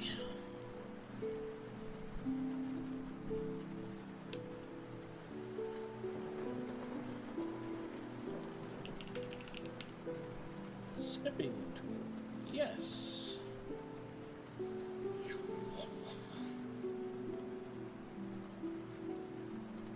Copy. Save as. I-E-O-E.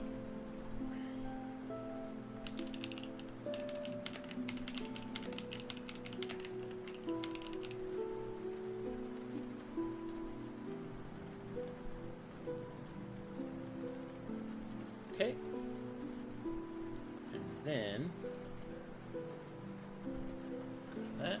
We copy that. I go to here. I search for Crimson Crow. I click on her name.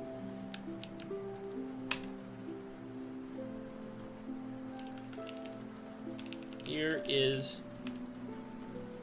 my pizza for you.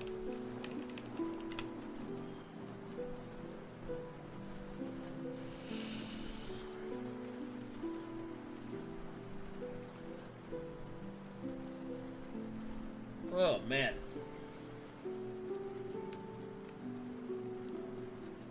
Big completion.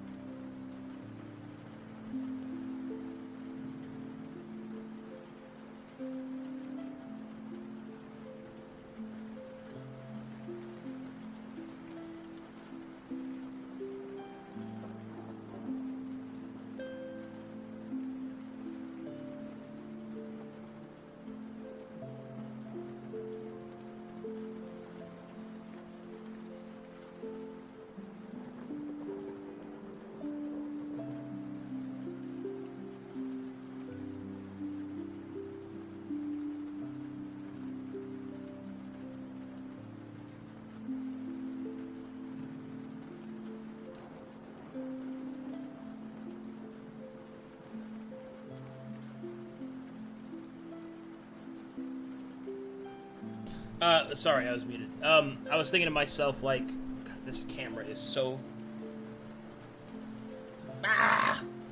Anyway.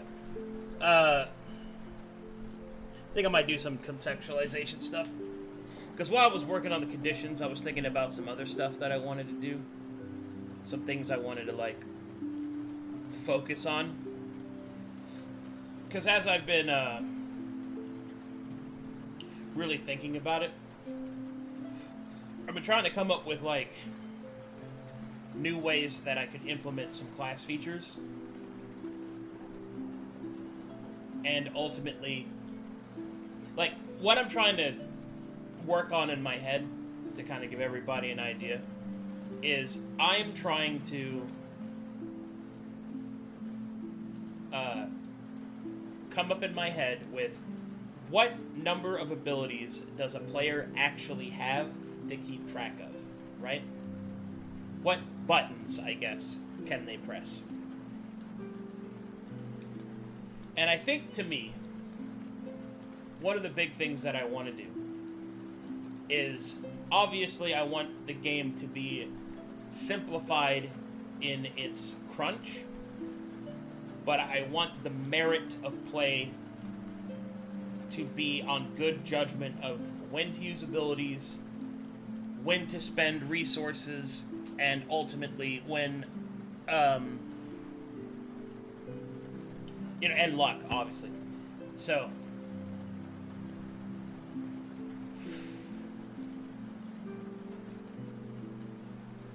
making it clear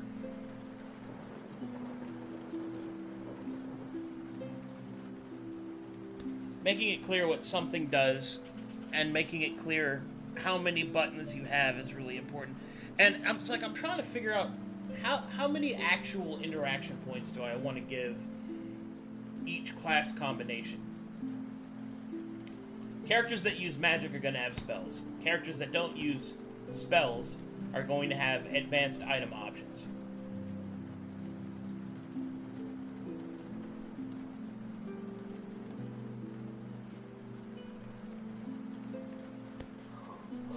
It's pretty hard.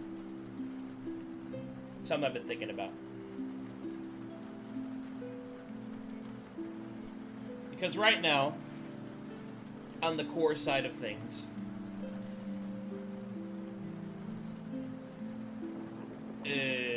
where did I put it?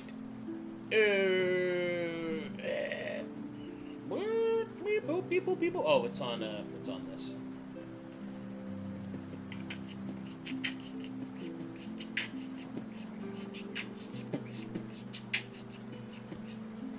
Beep, beep, beep.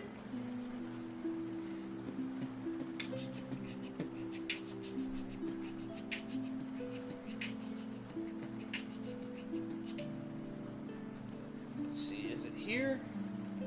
No. That's not it.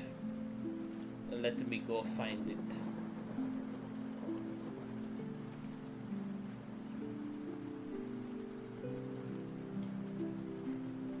Where did I put it? Oh, here we go.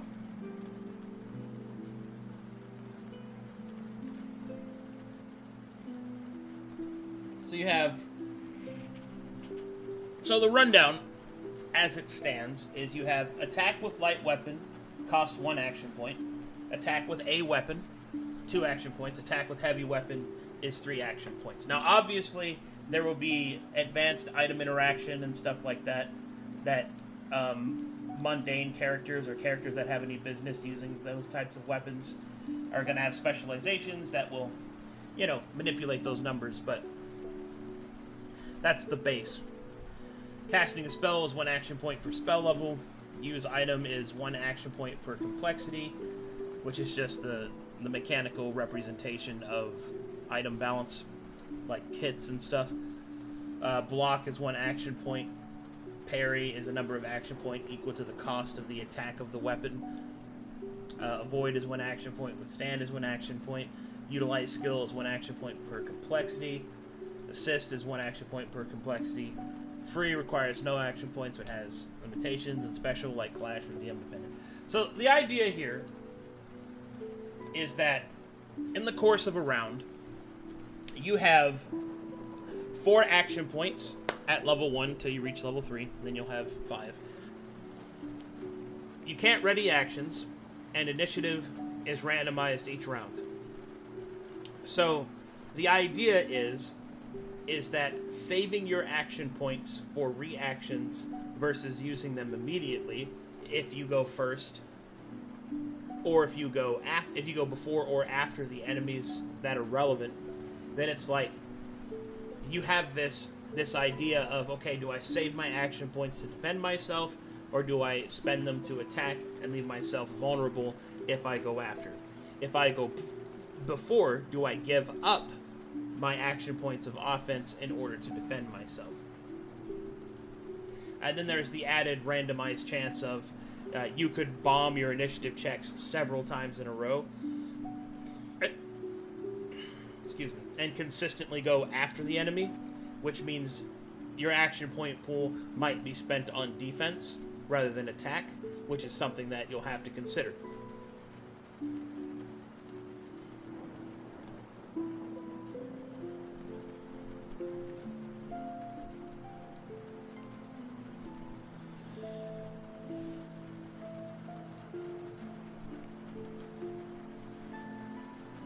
What about multi-class? Everything multi-classes. So, for example, let's say you wanted to be... You have to choose one of the archetypes, Warrior, Faith, Mana, or Wanderer, unless you're a Vagabond, which I'll talk about that in a second. So let's say you chose Warrior, right? So you get to choose 3 from this entire list of classes. You can only choose 1 core skill class because you only have 1 core skill. You can choose a continental class if you're from the continent in question, or you can choose from the core classes, right? Let's say you were Knight, Gladiator, Soldier, and those are the 3 that you chose. Well, if we go over here, you get Knight, Gladiator, Soldier. You get all their abilities as you level, and you get to choose between them as you go. And there you go. That's it. That's how it works. For Vagabonds, which is a special character type, you give up the Continental class pool and the Core class pool, so you don't gain access to them. But what you get instead is that you are not limited to 1 column. So you can have 3 classes of any combination of the core classes. So you could be a Knight, Druid, Wizard, or you could be a Knight, Druid, Warden, or you could be a Warlord, Sorcerer, Stalker, or you could be a Stalker, Drifter, and Scriber. It's whatever you want. And that's how the Vagabond works. So essentially, that's your everyone multi-classes, and that's your outside of your archetype multi-classing. So you have every direction that you want, that you can pick from.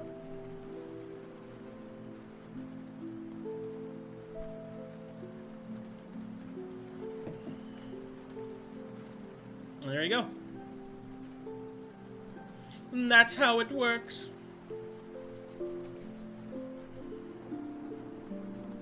I really want to play this game. System looks fun. Thanks. That's what we're going for. My objective, as difficult as it might be, perhaps impossible, is to make a system that is complex enough to have depth that really makes people want to play around in it, but that is simple enough when it comes to actual playing that people are able to pick it up and play. And, in addition to that, on top of all of that, the mantra that I've been repeating to myself as I make this system is small numbers, big decisions. Which means far less math crunch. All the modifiers will be pretty small. But the decision making is what matters. When you use the abilities you have, what action points you use, how you allocate them, all that stuff. That's where the big choices are.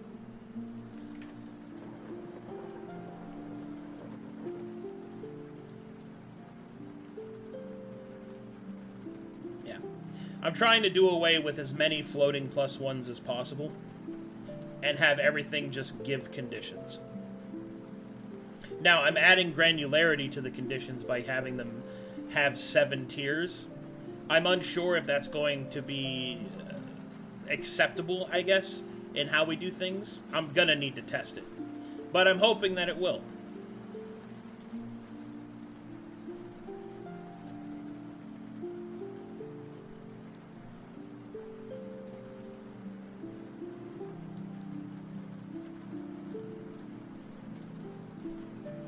If the numbers will be small, will things be more luck-based as a D20 is pretty varied?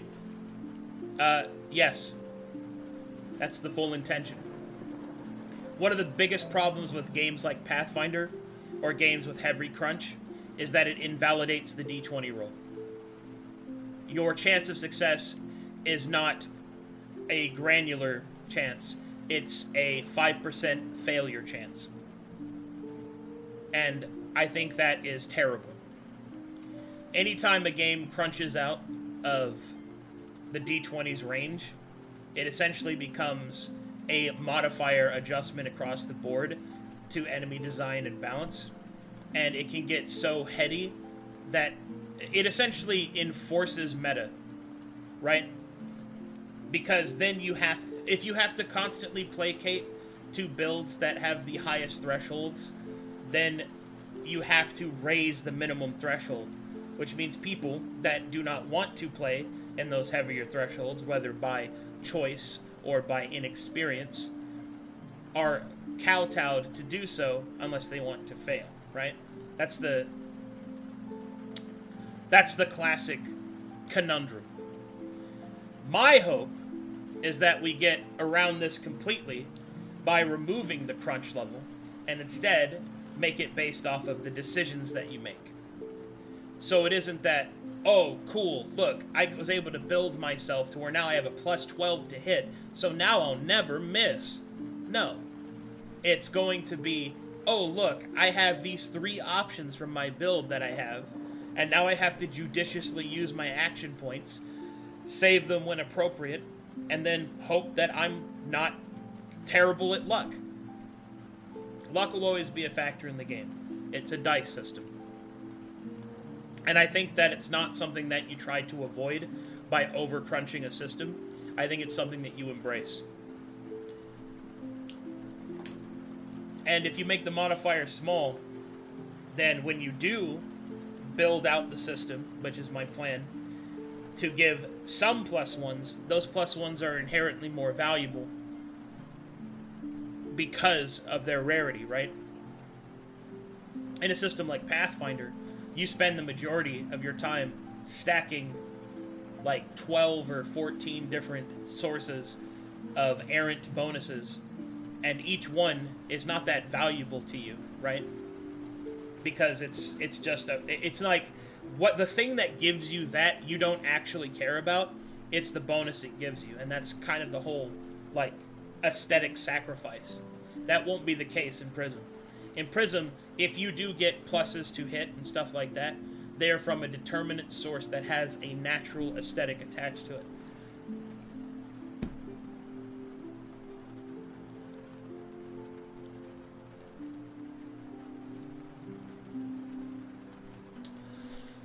Agreed, but I feel like the result of the D20 system at its core having the same likelihood of having a critical success as an average roll is why we're seeing a lot of new systems using more bell curve dice mechanics like 4D3 with Fate.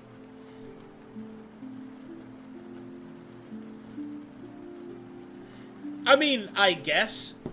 I think the... Look, this might be old man yells at cloud from me. I think a majority of those systems choose that because the people that want to play them are the people that cannot handle failure. I'm just going to say it like it is.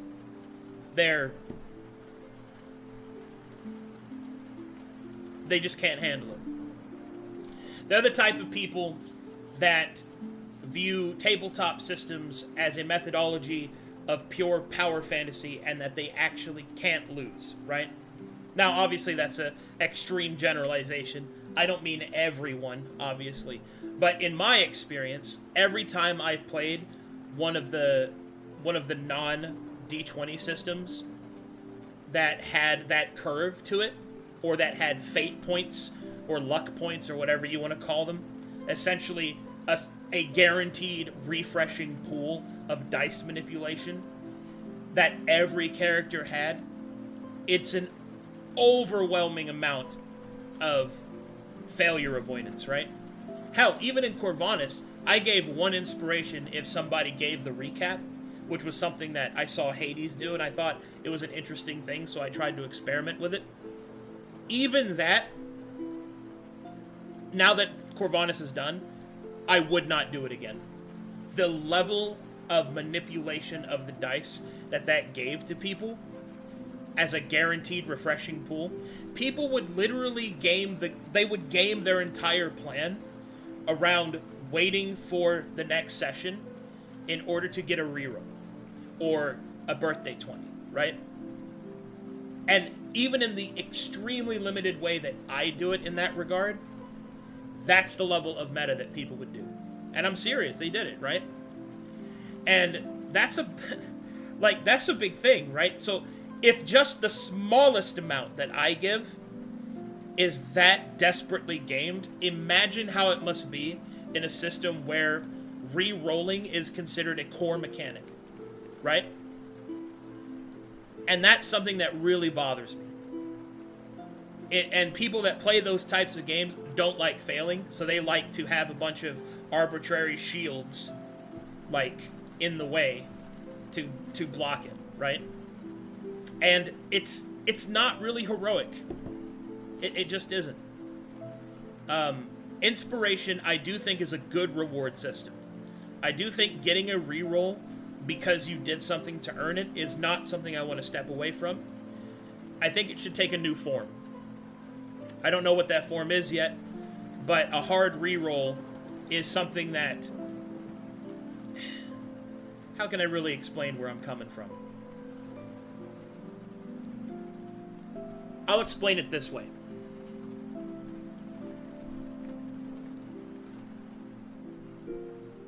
Things like inspiration, rerolls, right?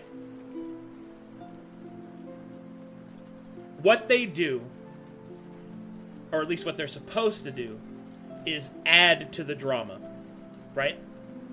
They add to the tension. They add hope. They add... Because when someone re-rolls a dice, they're way more focused on it, right? Because most of the time that you do it is going to be when it's really critical. And I think that's a good thing.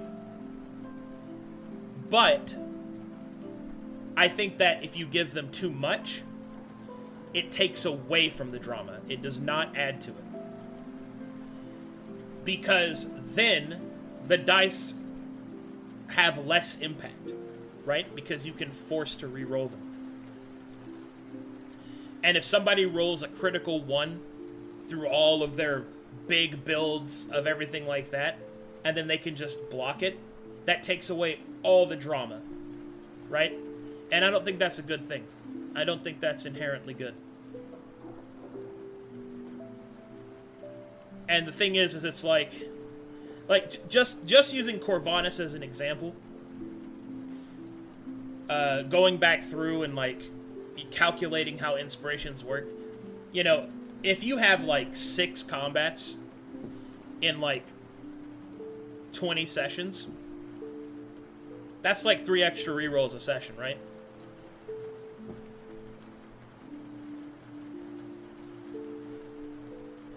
Or I should say 3 extra rerolls a combat, which is pretty big. What I found with Fate's 43 system, a -1, a 0, and a plus, is that on average you roll a 0. That means each numerical bonus is that much more valuable, and the numbers can be kept very low. And because everyone gets access to the same number of bonuses to allocate, there was less meta, and even more pointed builds were weak than anything targeted other abilities than base defense. Agreed, Fate points are a main mechanic, though. Well, I haven't done the 4D3 thing. I don't even know what that is. It sounds like some arbitrated form of Hackmaster that uses, like, or even Iron Claw that uses... Actually, you know, if I could take a second to give a shout out to all furries out there, Iron Claw, which is a furry tabletop game, despite what you might think... Hold on, I'm trying to manipulate my camera. Despite what you might think about it, is actually one of the best design systems I've ever seen. It's actually really fucking good, okay? Now, what they did was skill. So they used small modifiers and all of that, but level of proficiency in a skill means that you used a die that was bigger. Now, there are other systems that do it, but the way that Iron Claw incorporated it, I thought was pretty damn good. I just really liked how it flowed, right? So, if you used a strength skill, you'd go from a D4 to a D20. And the level of die that you use was dependent upon your skill at it, bonuses that were added. So you didn't add modifiers. What you did is you add die size. So if you rolled against a DC 10, for example, and you had a D4, obviously you can't do that, right? That's something you can't do. A D8, you can't do that either. A D10, you might be able to do it. It's very low chance, right? And that's kind of how Iron Claw, like, approached things, in a way. At least the iteration that I saw when I read it. It may be changed now. And I thought that was really good. Because there was a level of things you can and can't do based off what you have. Because some tasks should be impossible. You know, not varying special heroic resources, of course. But it's very intuitive. Exactly. Yeah, guys, it's super intuitive, right? It's straightforward. So, like, if an enemy's AC is, like, 6, right? And you're trying to hit them with it, then it's like, okay, if you have... And there were some hard modifiers, but the idea is that they arranged it to where if you had smaller dice, it's very difficult to hit it, but the bigger your dice are, the more reliably you could hit that, right? And I thought it was a pretty intuitive system. I thought it was good. Unfortunately, it was not very popular. But it's one of those things. In fact, if I had the... if I was courageous enough, I would consider doing that for Prism.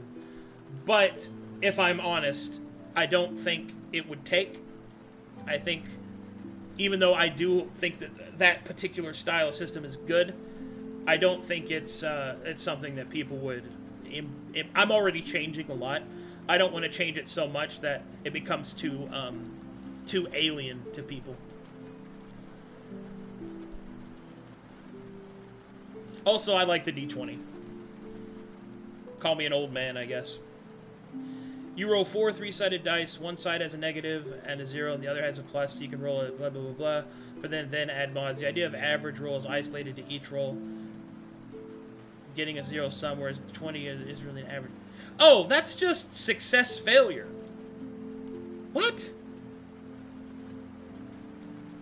That's such an what? That's such a weirdly arbitrary way to do success failure. People have been doing that since the 80s. That's just success failure. What a fucking weird way to do that. Like, just play Shadowrun or fucking anything from Palladium games or something. Yeah, that's all that is. That's weird. I mean, sure. I mean, I don't say it's weird like it's bad. It's just like, why would you do it that way? That's strange. Just use success failure. That seems so... It seems so weird to me. It's like people trying to reinvent the wheel right now. I know Europeans prefer D6 systems. I think that is true. The D6 systems like VTM, or that's a D10 system. But basically anything with success failure, I think is more popular in Europe. I think on the Western side we get a lot of D20 systems. We get a lot of... I think the D100 systems are also pretty popular here. I think they're more popular in the Asian countries, though. Maybe. I don't know, actually. It's been a while since I've done that research. I did that when I was like 2017. I think the last time I looked into that. So it's probably different now.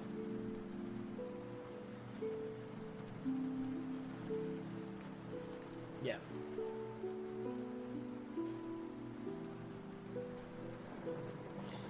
I tried D100 roll under. It doesn't hit like D20. Well, here's what I think, right? The reason I like the D100 roll under system inherently is because there is a definable level of power.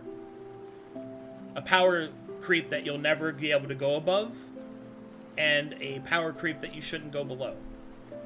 So the differentials are like 10 to 20%, really. And I think that's good. Yeah, I really do. And I think the other thing about it that I really like is, though I do agree the design space is limited, it means that it's also easier. Because the level of manipulation you can do in the 100 space is not an open-ended part, so you have hard limitations that are set in. What I find that it does, if I'm honest, is it limits meta, and it limits power gaming. Because there is a ceiling you can get to, and then you have diminishing returns, and then people are forced to do other things. Now, granted, the rate in which you get to that point is what makes or breaks the system, I think. Because if you get there too early, then you've essentially reached your cap, right? And then you feel like you can't improve anymore. But I also think that is entirely dependent on what the system's base, what the base fantasy of the system represents, right? Like, for Dark Heresy, there is so much alternate shit you can do to the main thing that you do that I don't think that's a problem. Which is probably why it's my favorite system. It's certainly my favorite D100 system. But I think you consider that to all the different aspects of, okay, you get, like, you're a shooty guy, right? You get to the max shooty. Okay, what else can you do? Well, you can learn how to read. That's what makes it good in Dark Heresy, right? It's stuff like that. Now, other D100 systems might not have that level of kind of lore backup. And that might be difficult for them, but unless you're like Palladium Games and everything you do is wacky doodle anyway, like Rifts, there is no way Rifts will ever be popular, and people don't even know it exists. But man, it's fun. Like, it's really dumb, like a cheeseburger kind of way. Like, and I roll for mega damage. What's mega damage? Mega damage is a higher form of damage. Yeah, it's really fun.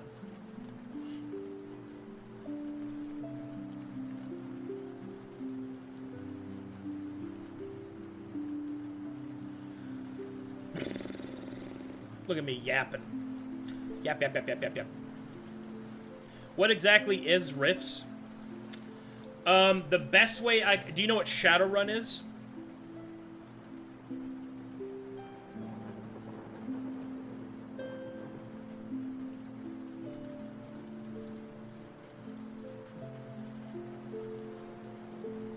Okay. So Shadowrun is a kind of grungy, hardcore setting where it's the quotations near future, magic has returned through opened portals, and corporations own everything, and it's a kind of a dystopian sort of existence. It's like a techno fantasy, right? So imagine that. And now imagine if it was a Saturday morning cartoon, Sonic the Hedgehog and Robotnik are in it. That is what Rifts is. To give you an idea, Rifts has juicers, which are guys that are like Bane from Batman, that have literally, their special power is they have syringes being constantly juiced into them, and they have a lifespan of 5 years, or some shit like that. Like, another thing, you have mages that use magic that eats up their hair. And the bolder they become, the more powerful they are. That's right. if you fight a hairless wizard, they are the most powerful person that you have ever faced. Like, it's just weird shit like that. Like, that's Rifts. Yeah, Rifts is just like, it's fun, but it's really dumb. It's hilarious, but it's really dumb. Hold on, let me double check something.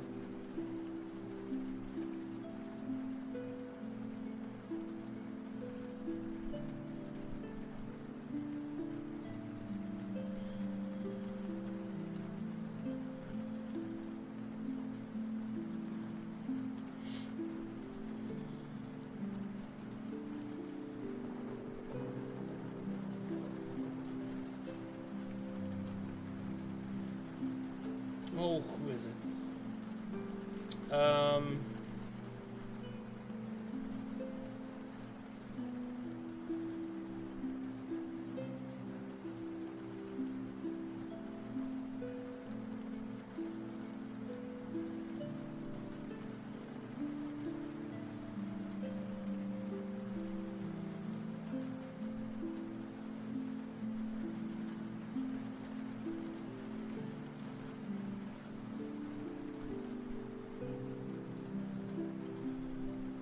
I'm trying to remember which game system it is.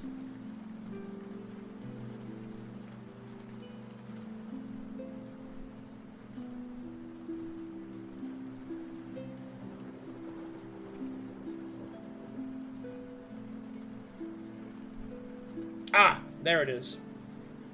Okay, it is Rifts. It is Rifts. It is Rifts. Okay. I had to double check. I didn't want to be wrong.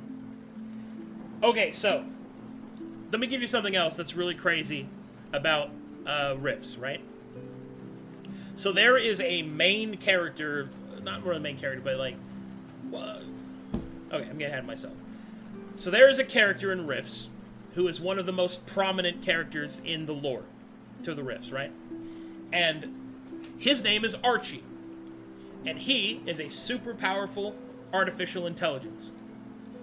But because he's an AI, he can't create things in terms of, like, invent things with creativity. He has no creativity because he's an AI.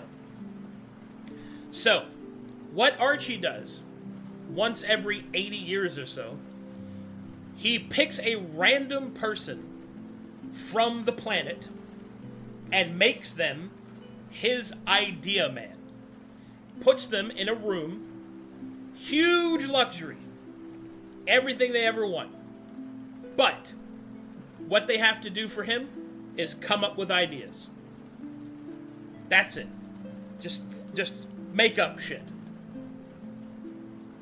And here's the cool thing about this guy. He is a supervillain. He's one of the main antagonists. Kind of. Archie, in the Rifts universe, keeps accidentally saving the planet. He keeps accidentally being the hero. And he hates it. It's so funny, dude. So, like, I'll give you an example. One of the stories that I read about him, this is like one of the core books, is an alien race is attacking the main world of Rifts. Earth, essentially. Their version of Earth. And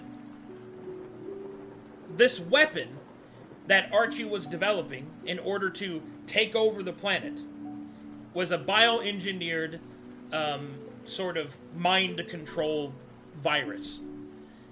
He was finally going to take over the world. These aliens attack.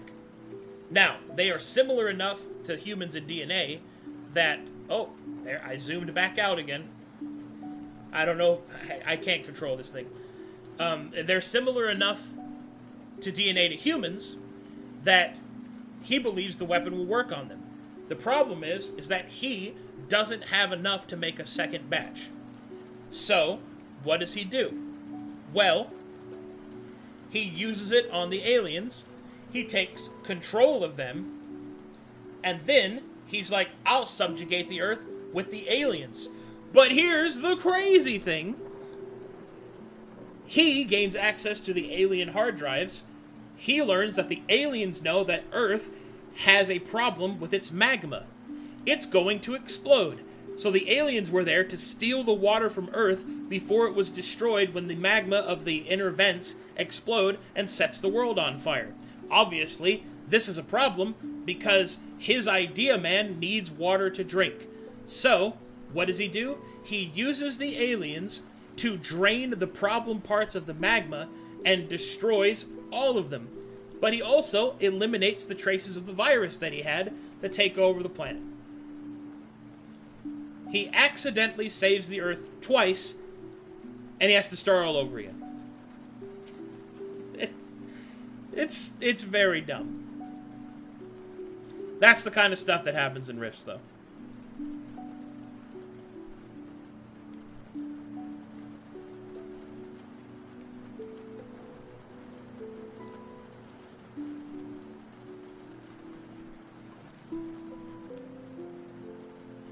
Sorry, I was yapping again. Very Saturday morning cartoons indeed. Yeah, it really is. But it's also like, that's what made Rifts fun. It was just, what are we doing today? It's like, actually, you know what? I have a perfect example.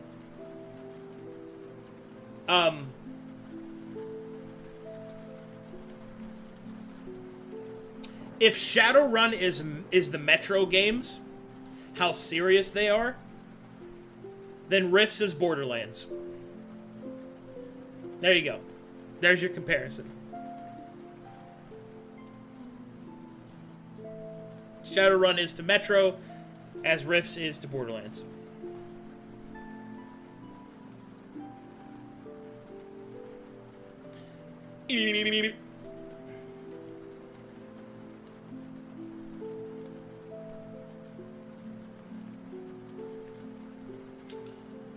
Well, we got a lot done today. Pretty good. Pretty good day. Sent that off to Crow. Make sure she got it. She did. She said, thanks.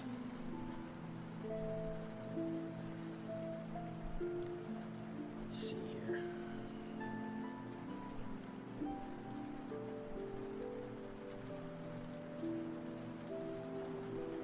Doo-doo. And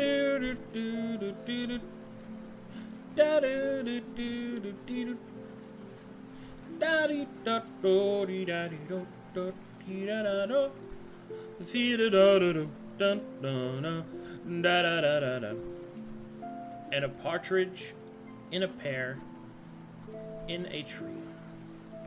And it was me, Mary. I was the one that did it. I was the problem. It was me with the toes.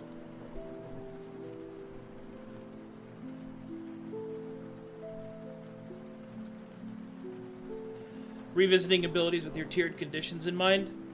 Well, the idea that I really wanted to incorporate whenever I finish all these conditions and start thinking about the class features and everything is I want each class to have a way that it can affect the game state with different buttons, right? So, like, on the warrior side, the Reaver, which is a two-hand, like, a great weapon specialist using, like, a big hammer, big sword, big axe, you know, whatever, can enter a trance, and it can charge. So, there's different things here, like, do you want to be able to trance, or do you want to be able to charge? Do you want to be able to trance and charge, but not use a great weapon? You know, lots of different things there. And the idea is that I want those states to be something that is malleable to the game. Like, charge gives you the dashing state. So that means you might be able to, like if you're a Reaver, you might choose your core skill as Dancer, which later gives you shifting stance, which might do something like, if you're in the dashing state, you get something, right? Which means that now Reaver has and also parkour might give you your dashing stance the ability to ignore difficult terrain. So now that you're a Reaver, you're also parkouring, and you might trigger something else because you also took Dancer, you know? That's the kind of stuff I'm thinking about. Is how do I tie abilities to assist one another in a way that's easy to make sense, and that players... I'm trying to limit the amount of times that a player needs to go, does this stack with this? Does that activate this? Does stuff like that? Because of, and not because I don't want to answer those questions, but because if I limit the amount of points of confusion as much as I can, while still making the game complex, deep, and rewarding to build in, then that's probably going to be the best iteration I can make of the game. And I also wanted to spread abilities out so that if you did choose a class, there's actually multiple ways that it can assist your total, like your character's aesthetic and build. Like the Reaver, for example, does give great weapon specialist, but it also gives trance and charge. So if you didn't want to use two-handed weapons and you wanted to dual wield, you could choose Reaver for the trance and the charge. And you could choose Dancer, so you could dance around and stuff like that. And hell, you could even be a samurai and take, like, parry and fighting spirit. So now, you're a wakizashi katana wielding, like a double wakizashi, whatever, jumping around, you know, like samurai. You're from, oh god, what's his name? Oh, I don't remember there's a guy in my head, but I don't remember the exact. Anyway, any anime about samurai ever. You know, how about that? So you've got your trance, you've got your fighting spirit, you know, got all that stuff.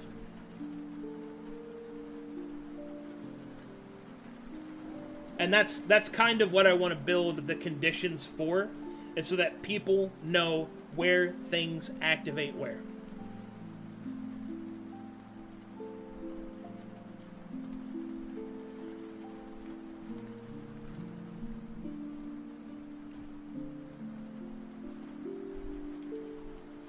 No, not Zoro. It's a dual-wielding samurai character from anime. I just can't remember what his name is.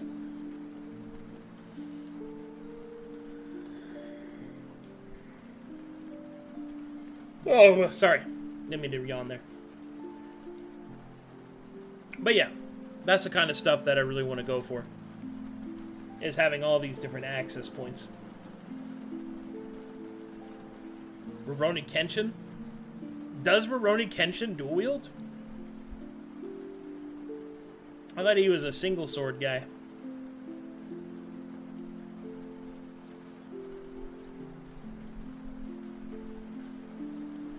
What's up, Hinano?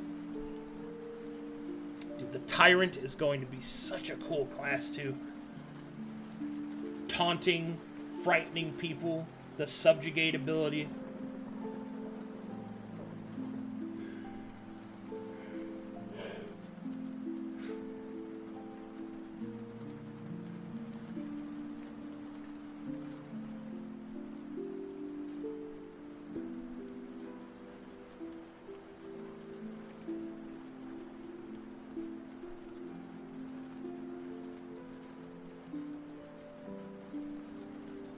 Yeah, doesn't he use a reverse blade because he doesn't want to kill people anymore? So he just knocks them out? Although, you know, a reversed blade katana could still kill somebody. But, you know, it's whatever. You're still hitting them with a metal stick, Rurouni Kenshin. It's still, you know, pretty bad.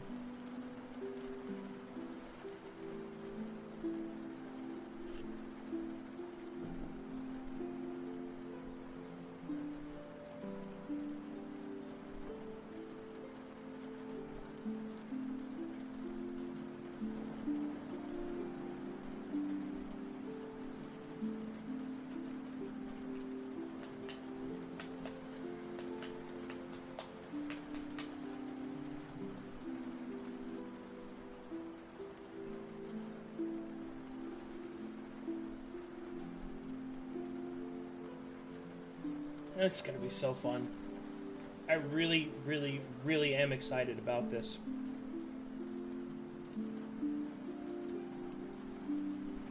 I just hope there's enough abilities here for people.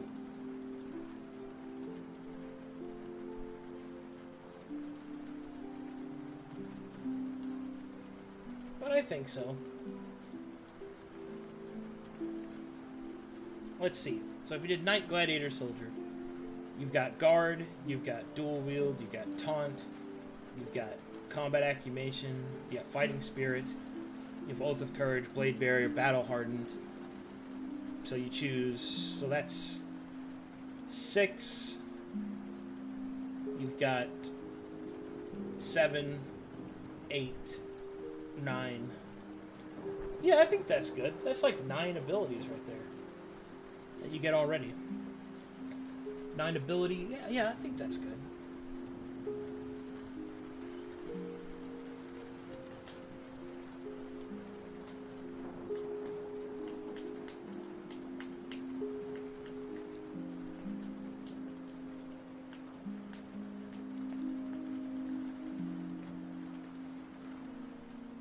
Miyamoto Musashi, the greatest duelist ever.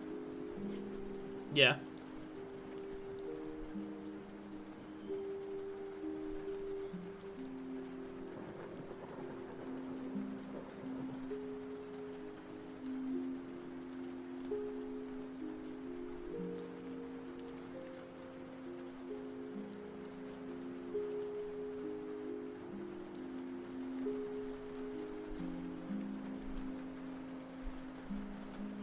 I'm really excited about the new Onimusha game that features him, by the way, if anybody wasn't aware.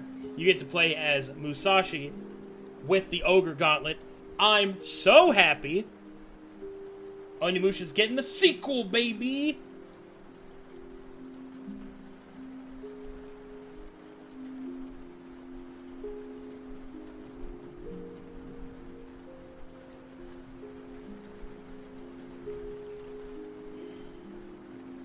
Spiritu Peri Dayubu.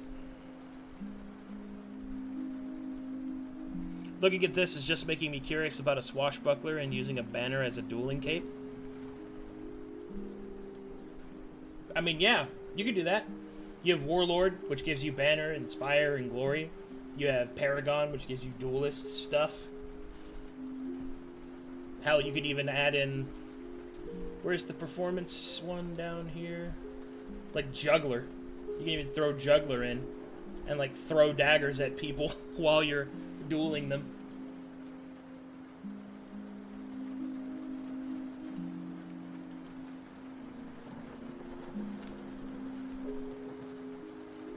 What I think is going to be really fun, like one of the things I'm really looking forward to whenever I finish all this stuff, is first of all just seeing the characters that people come up with, but more so than that, I want to see how many players actually will play Vagabond.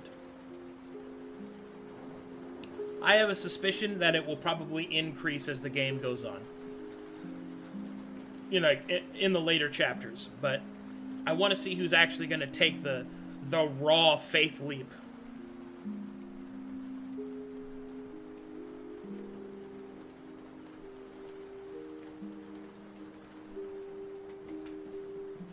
I think that's going to be sick.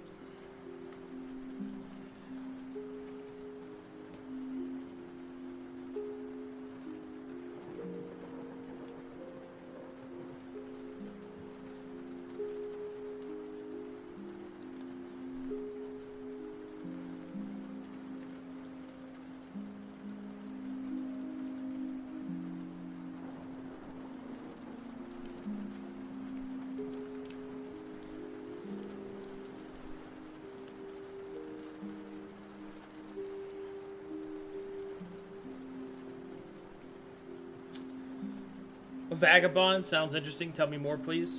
So, most characters, right, have to choose the adventurer character type. Chooses warrior, faith, mana, or wanderer, and then they pick 3 classes from those columns. So, as many as you'd like from the core, 1 from the continent if you're from that continent, and 1 with your core skill. So you can choose the class of your core skill if you'd like. Vagabonds, however, gain only access to the core classes, but they can pick outside of the columns. So you could be Knight, Warden, Archon, or Kabbalist, Wizard, Marksman. Stuff like that.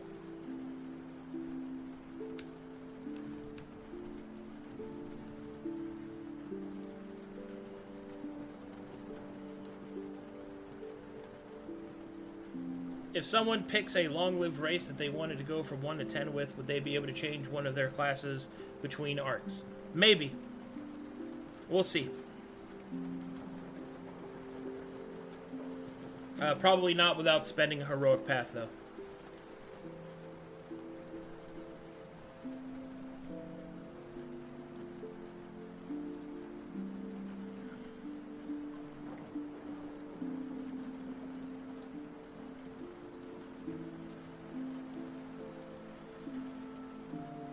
So do adventurers choose 5 classes, 3 core, 1 continent, 1 skill? No, 3 classes total, Kenneth. Your option choices are, you can pick from the core skills, from the core classes here. Like, let's say you're a warrior, so you can pick one of these 6, one of these, and then one of these. Or, okay, I'm getting ahead of myself. You can only have 1 continent class. You can only have 1 core skill class, based off what your core skill is. But you can have as many out of the 3 as you'd like for the core class, right? So you could go Knight, Gladiator, Soldier, even though you're from another continent and you have a core skill. Or you could choose Knight, Herald, Cavalier, right? That's how it works.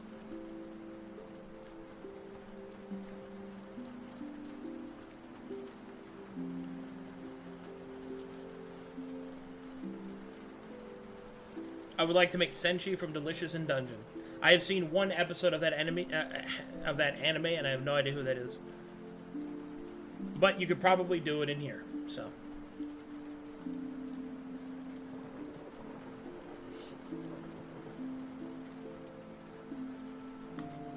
Oh man, and the art. Oh, the art Nara's been doing, guys. Ugh.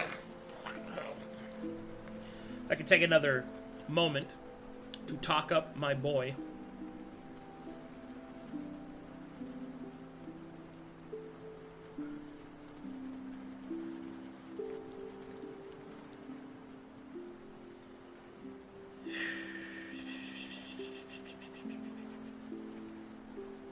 These are some new sketches that he sent me.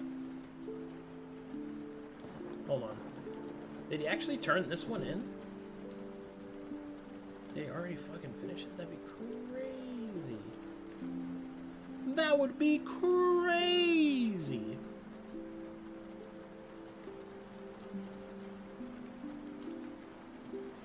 But these are just the sketches. Look at this. The assassin.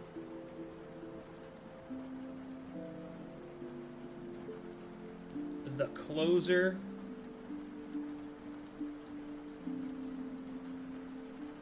The sorcerer. I really like the goggles. It's like Chandra. The enforcer using an arcane vessel, which should not look that much like a gun, but it is what it is. The prophet. Oh man, he's just been... Oh, the immolator, bro? So sick, man. He's been drawing a lot of ladies lately.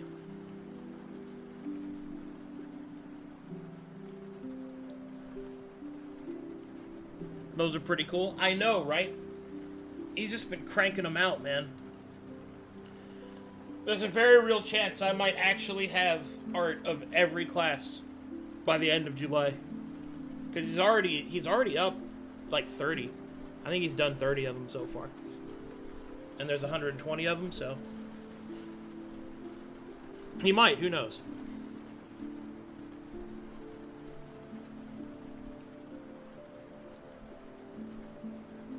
But yeah, I need to play this when it's done being built. Well, I look forward to seeing you play. You can always sign up in the Discord if you want to play as well. Like, you could sign up and participate in the testing that we're going to be doing.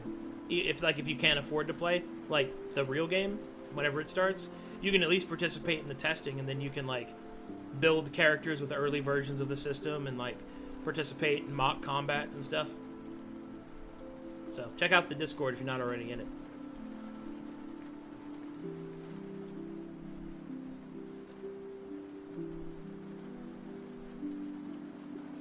Dwarf that cooks monsters? Oh, okay.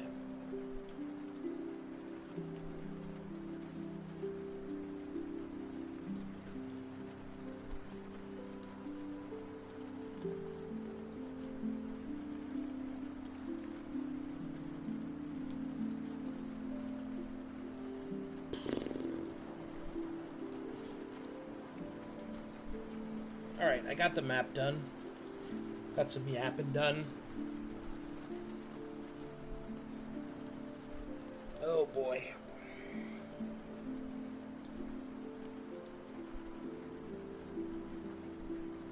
Is the sign up stuff already in the Discord? Yeah. Yeah, alien class signups are already a channel.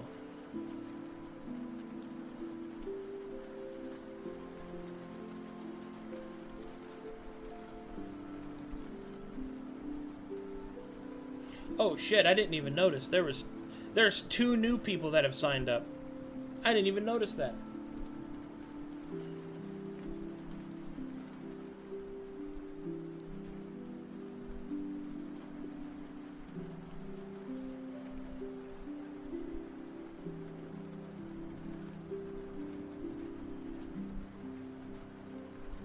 That's very cool.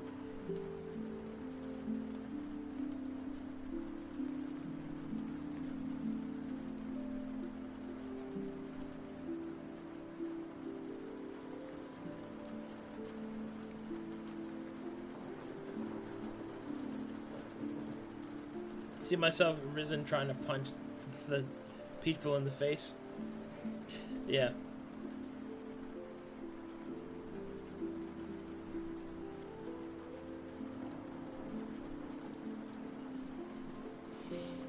Okay.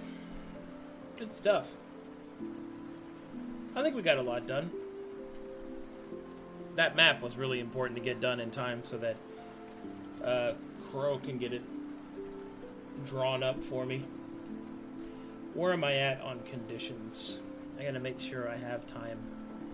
Let's see, it is approximately 7 days left before the end of June. I need to record my videos for it. I need to type all that stuff up. I might just do that for the next Prism streams. It might just be me typing up and prepping the Kickstarter for its launch, I think. I'll have to record the videos outside of stream, but I can do that. Because I don't think, well, I need to have the conditions done before I start classwork. So I still have to do that. So where am I at on conditions? How far have I gotten?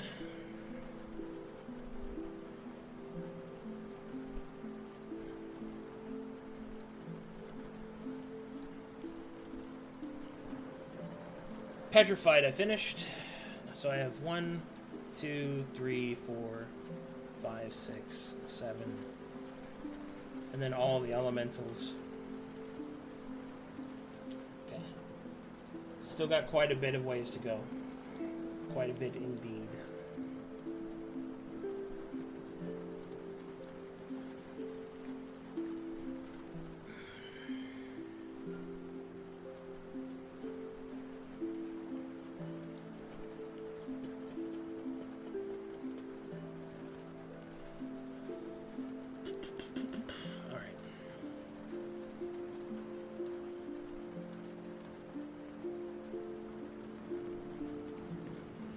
Busy. Alright. See if I can knock out a few of these. My last 40 minutes I have. Rage is an affliction / imbuement. It is mundane based. It does not affect economy. It is depower.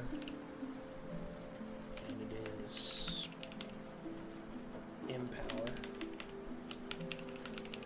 Is it empower? What does my list say?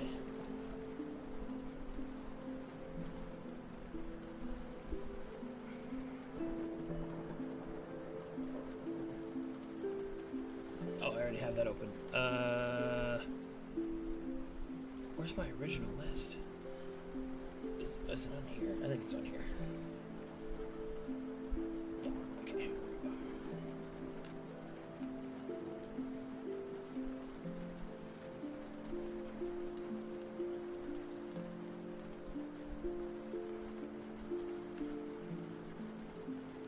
It is empower.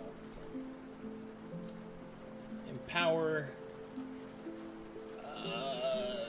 Fading.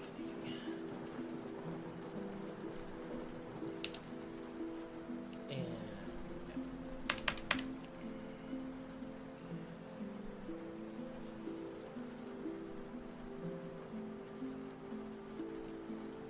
do you have a character sheet concept layout in mind for this? Yeah, I could show you it right now. We already did that. It's almost complete. Let's see here.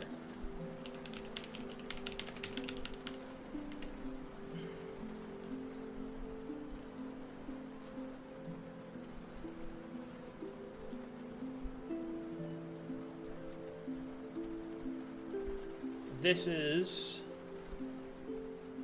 the first page. We haven't figured out what to do with this square down here yet. So that's the first page.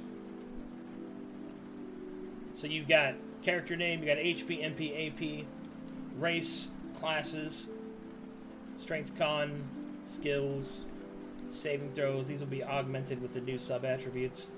Armory, weaponry, your origin, and then your character paths. I might need to talk to him about that. Actually, we might make these the character paths and make that the origin, and then your starting language. Yeah, I'm going to talk to him about that. Inventory and stuff like that. And then the second page looks like this. It has your sub-attributes. It has your stats, proficiencies, and other skills, and things like that we're going to put there. And then you have your spell list sheet located here. Oh, actually, that is the unupdated one. This is the updated one. There we go. Here you have your spell sheet. You have, this will be changed to mana points, but you have your current mana and all that good stuff is going to probably be put up here. And this is where you're going to list all the imbuements and things like that. I think he has... Oh, he has the improved version here. Sorry. There we go. This is the actual one. So you have your spells. You have your... like the spell here, the empowerment, the augmentations that you have for each one. And then over here on the side, this color, when we print the sheets, will have the color of magic that you chose, right? So the physical sheets will be color-coded to the color of magic that you chose when you made the character. So yeah. We got character sheets.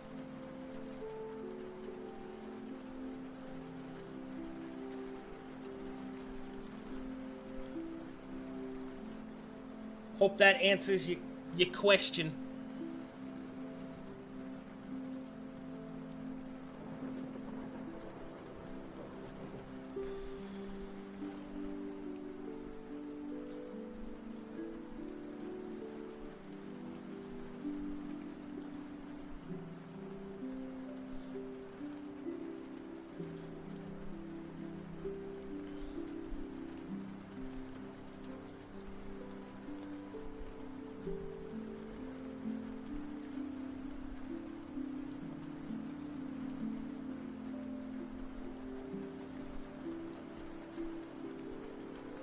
Okay.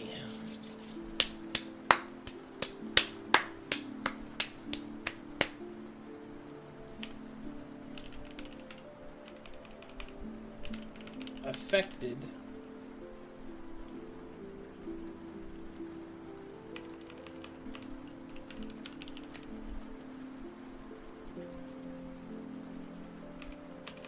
I should do affected.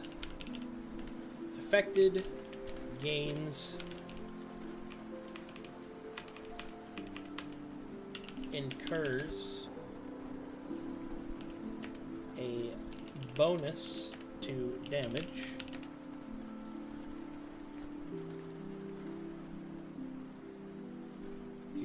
dealt and a penalty to damage received from all sources it controls and that target and that affect it from enemies. This bonus is a bonus to harm. Bonus to harm life.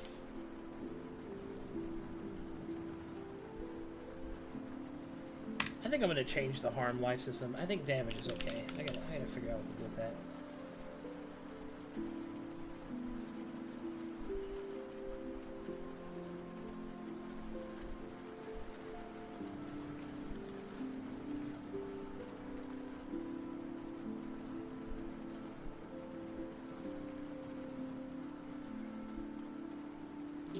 This bonus is equal to the tier of the rage effect.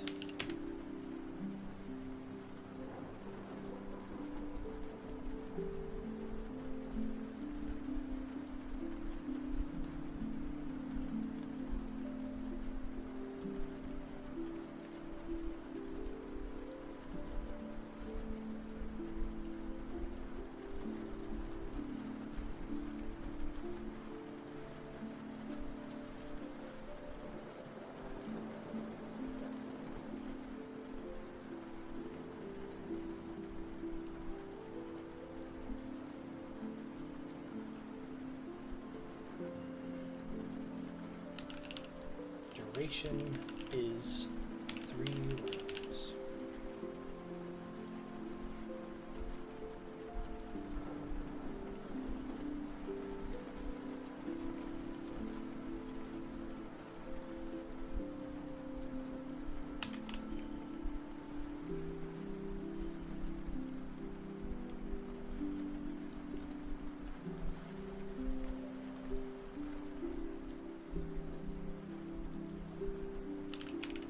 Affected is immune to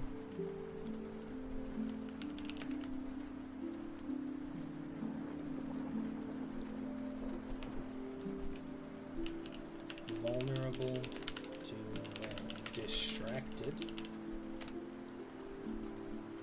affliction.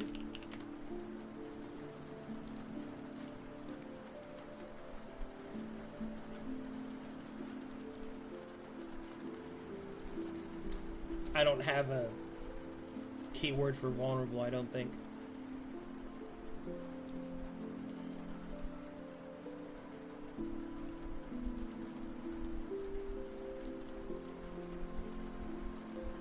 How am I going to word that?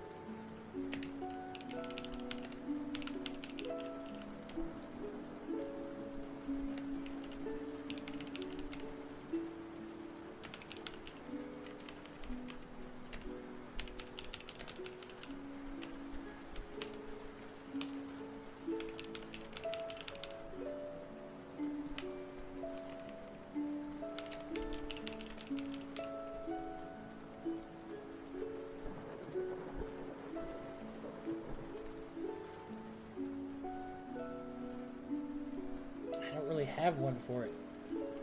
Should I have one? I should have one.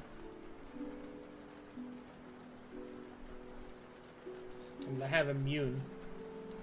I need to have vulnerable. So, immune. Vulnerable.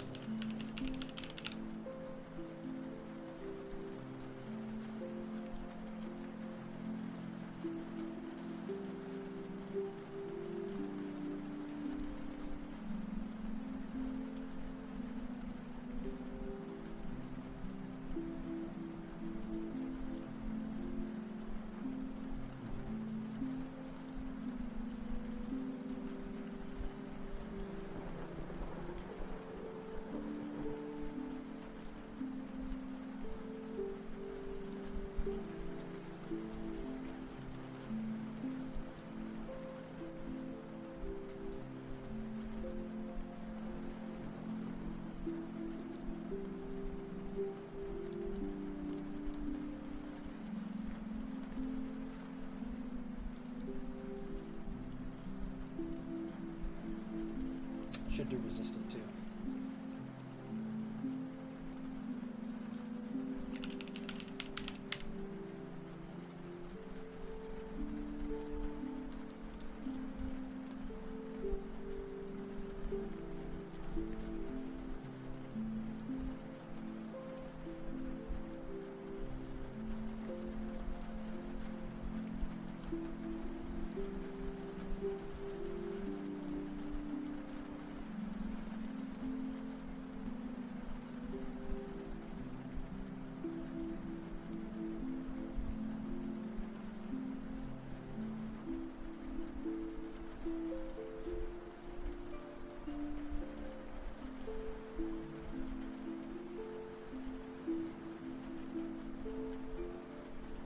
Exposed.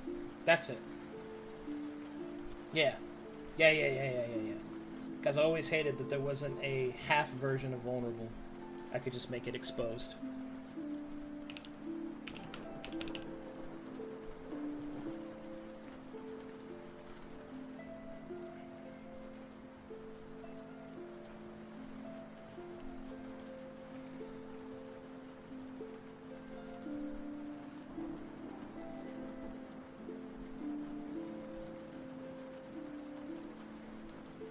Good.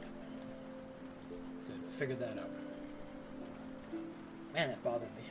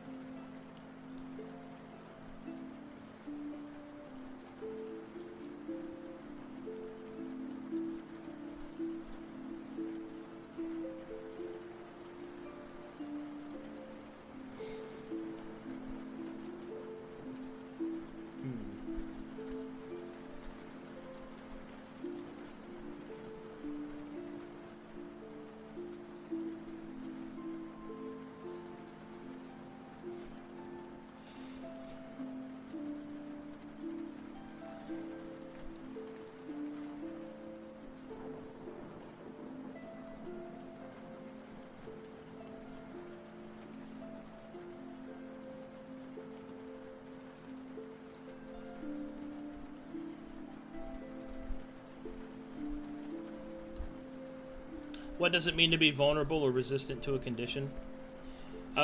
Resistant and exposed, I think, are just going to be hard -5s and +5s. And vulnerable will be double damage or -10, and immunity will be 0 damage or immunity. I haven't decided yet. But it's going to be a hard fixed number. It's not going to be double rolling. I learned my lesson with advantage and disadvantage. They can be affected as... They're basically the same effect as a hard negative.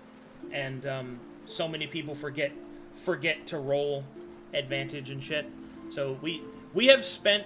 Like, that's something I wanted to talk about. We have spent so much time in Corvinus rolling shit again that people forgot to roll advantage or disadvantage for. Like, it has been a lot. And now mostly it's because of Foundry to some degree, but it's also because the system of don't forget that you have advantage or you don't, or I forgot to roll, or oh, I'm supposed to roll that with advantage is like, now you have to roll again and then recalculate everything, right? Whereas a hard negative is you already made the roll. Rolling is fun. Having to roll a bunch of shit over again that you already rolled just takes more time. So, and it was something that we did a lot of in Corvinus. So I'm hoping that this will, once again, alleviate that. Faster, snappier combats.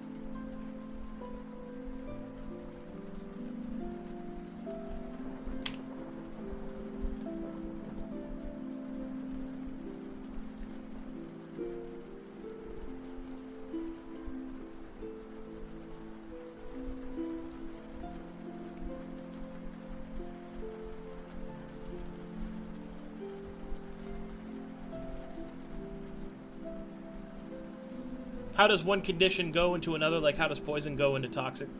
So, the conditions on this side are the separation of whether or not the source is mundane or magical. So things that I only want to affect physical aspects, I'll only mention this side. If I only want them to affect magical aspects, I'll only mention this side.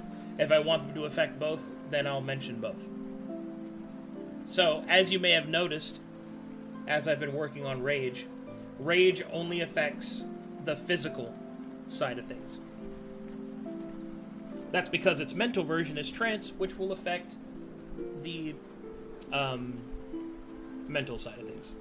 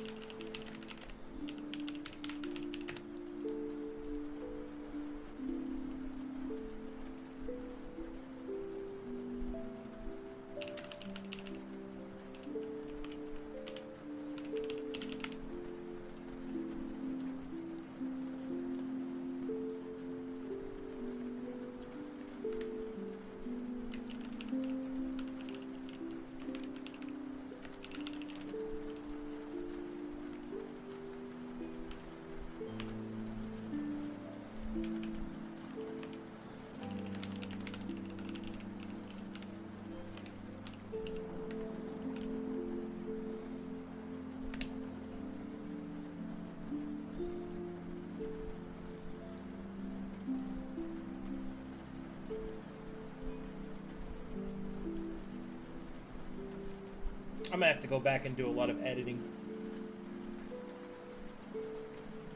Yeah.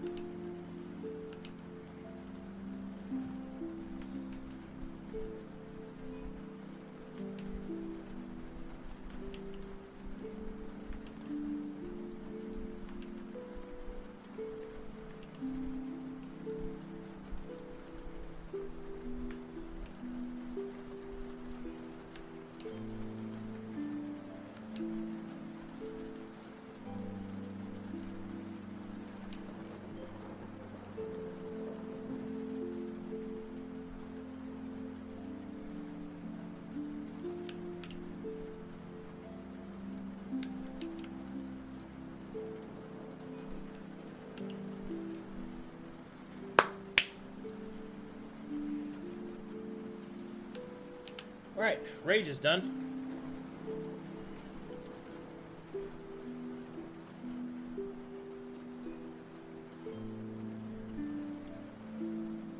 Yeah, that's how it works, guys. Like, I'm gonna have to go over this list several times as I go along and increase the resolution of the image that I have in my mind of how I want things to work. So, like, Rage is both a affliction and an imbuement because it's a double-edged sword, right? So it will count for both bad things and good things. So if you have effects that do things when you receive afflictions, you'll get it if you have Rage. And if you receive imbuement, so there's stackability there. But the big thing about Rage is that it's a sizable damage bonus. It may even possibly be the biggest damage bonus in the game, but the problem is that you incur that damage to yourself as well. You're vulnerable to the distracted affliction, so you're easier to taunt or like distract, which makes sense to me. You're resistant to staggered, stunned, and frightened. You're exposed to bleed because you don't notice you're bleeding, right? Because you're enraged, so that's another vulnerability point that you have while raging. You're resistant to blind, deaf, and mute afflictions. Man too angry to be silenced. And you're vulnerable to exhaustion because you're pushing yourself. It makes sense to me. And then the final, the tier 7 version of Rage, is that you give yourself the wounded affliction. That's how vulnerable your like vital areas and everything are. But you just double all the damage that you do with the Rage effects. That's, 14 extra damage that you're giving and receiving. It's pretty big. I think it's pretty sick. It's also my version of Scar Seeker. Like, yeah, you caught that. Scar Seeker that I inherited over from the other system. Yeah. Scar Seeker's so sick, yeah.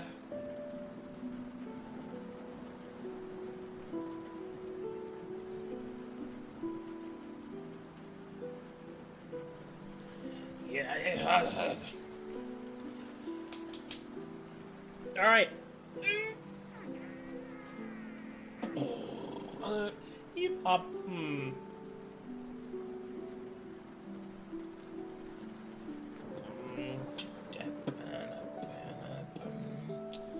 Also, the cool thing that I think about Rage, that I think will be very cool about Rage, is that Rage is meant to be used with big weapons. Because each time that you attack, you lose a round of Rage. So dual wielding with Rage won't be very effective comparatively to using big weapons. I want Trance to be the one you want to use with smaller weapons, like single weapons or dual weapons, because it'll have an effect based off of the number of attacks that you do. So it'll be a reversal of Rage. Rage is the hit me, and then I hit you harder. Yeah, blam, blam, that kind of stuff. It's gonna be great.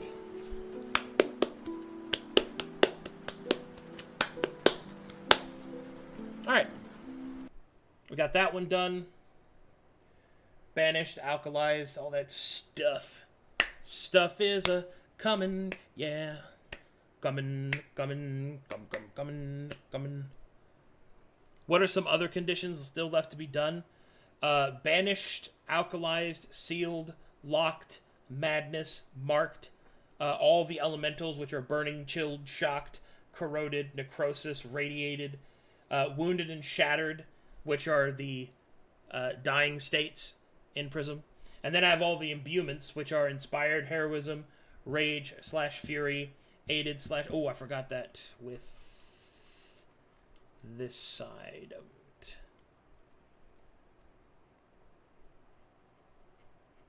Actually, I'll have to go back and think about that, what I'm going to do with fury. Fury might be only mental.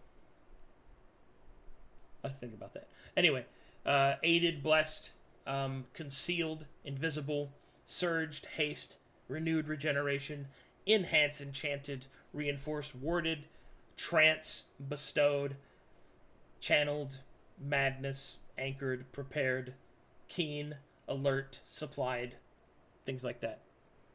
Lots more to do.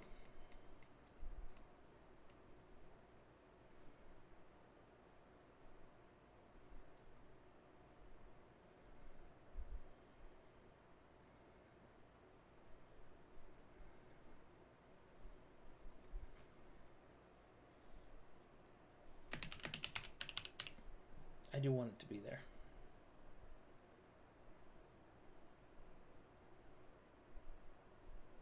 Yeah, I do want it to be here, so.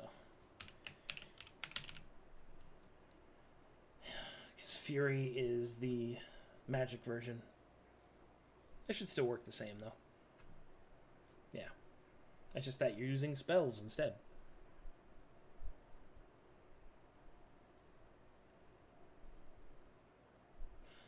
No, I should separate them.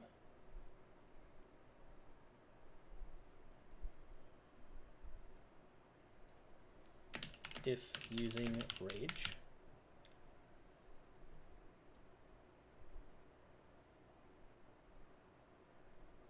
Yeah, let me just do that now so I don't forget. Let's see, distracted, compulsed. If affected by fury, this applies to compulsed instead. Yeah.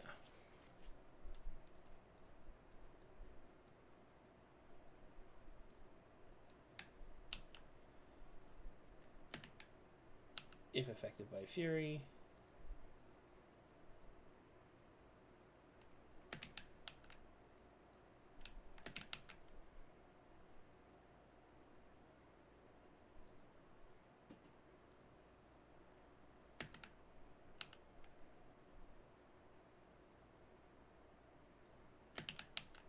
okay, let's go back through and change them. Distracted, the rage. If affected by fury, this applies to compulsed instead. This applies to, let's see, staggered is dazed, stunned is numbed, or horror instead.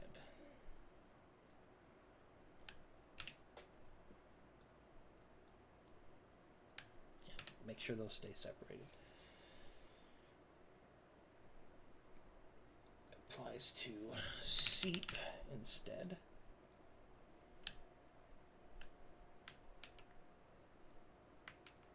Okay. All right.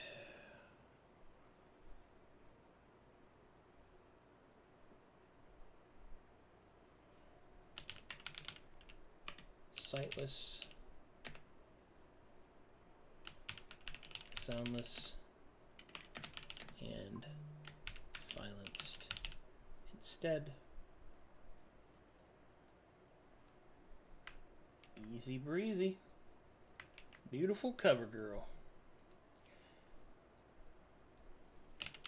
Teague instead.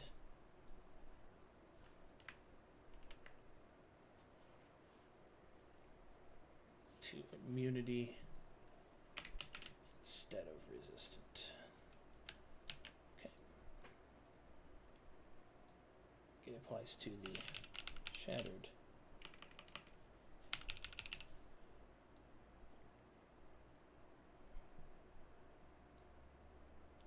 Affected by fury.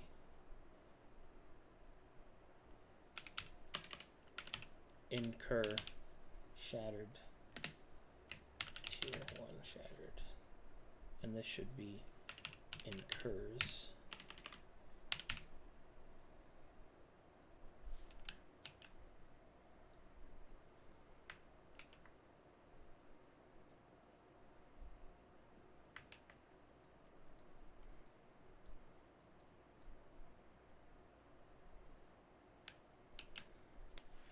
Okay.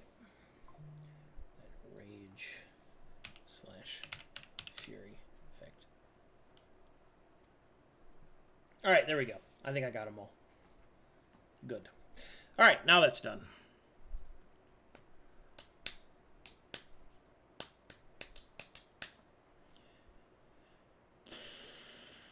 Woo!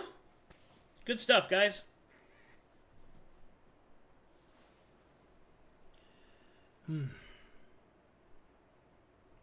All right, we got it done. That was a solid work stream. We got the map done. We finished up some conditions. We yapped a bit. Yeah, I think that was the best we could hope for. That was a solid stream. Thanks for watching, guys. Thanks for supporting the channel. Later tonight, I have a special announcement. Later tonight, at around 8 p.m. EST, I believe, I will be playing in a D&D game. Wow. Specifically over at Waymaker's server / channel. I'll probably make an announcement. I think he does stream it. I'll have to double check with him. But yeah, so if you want to see that, see me actually play a game, whoa boy, should be fun. Anyway, in either case, I'll see you guys tomorrow. Wink.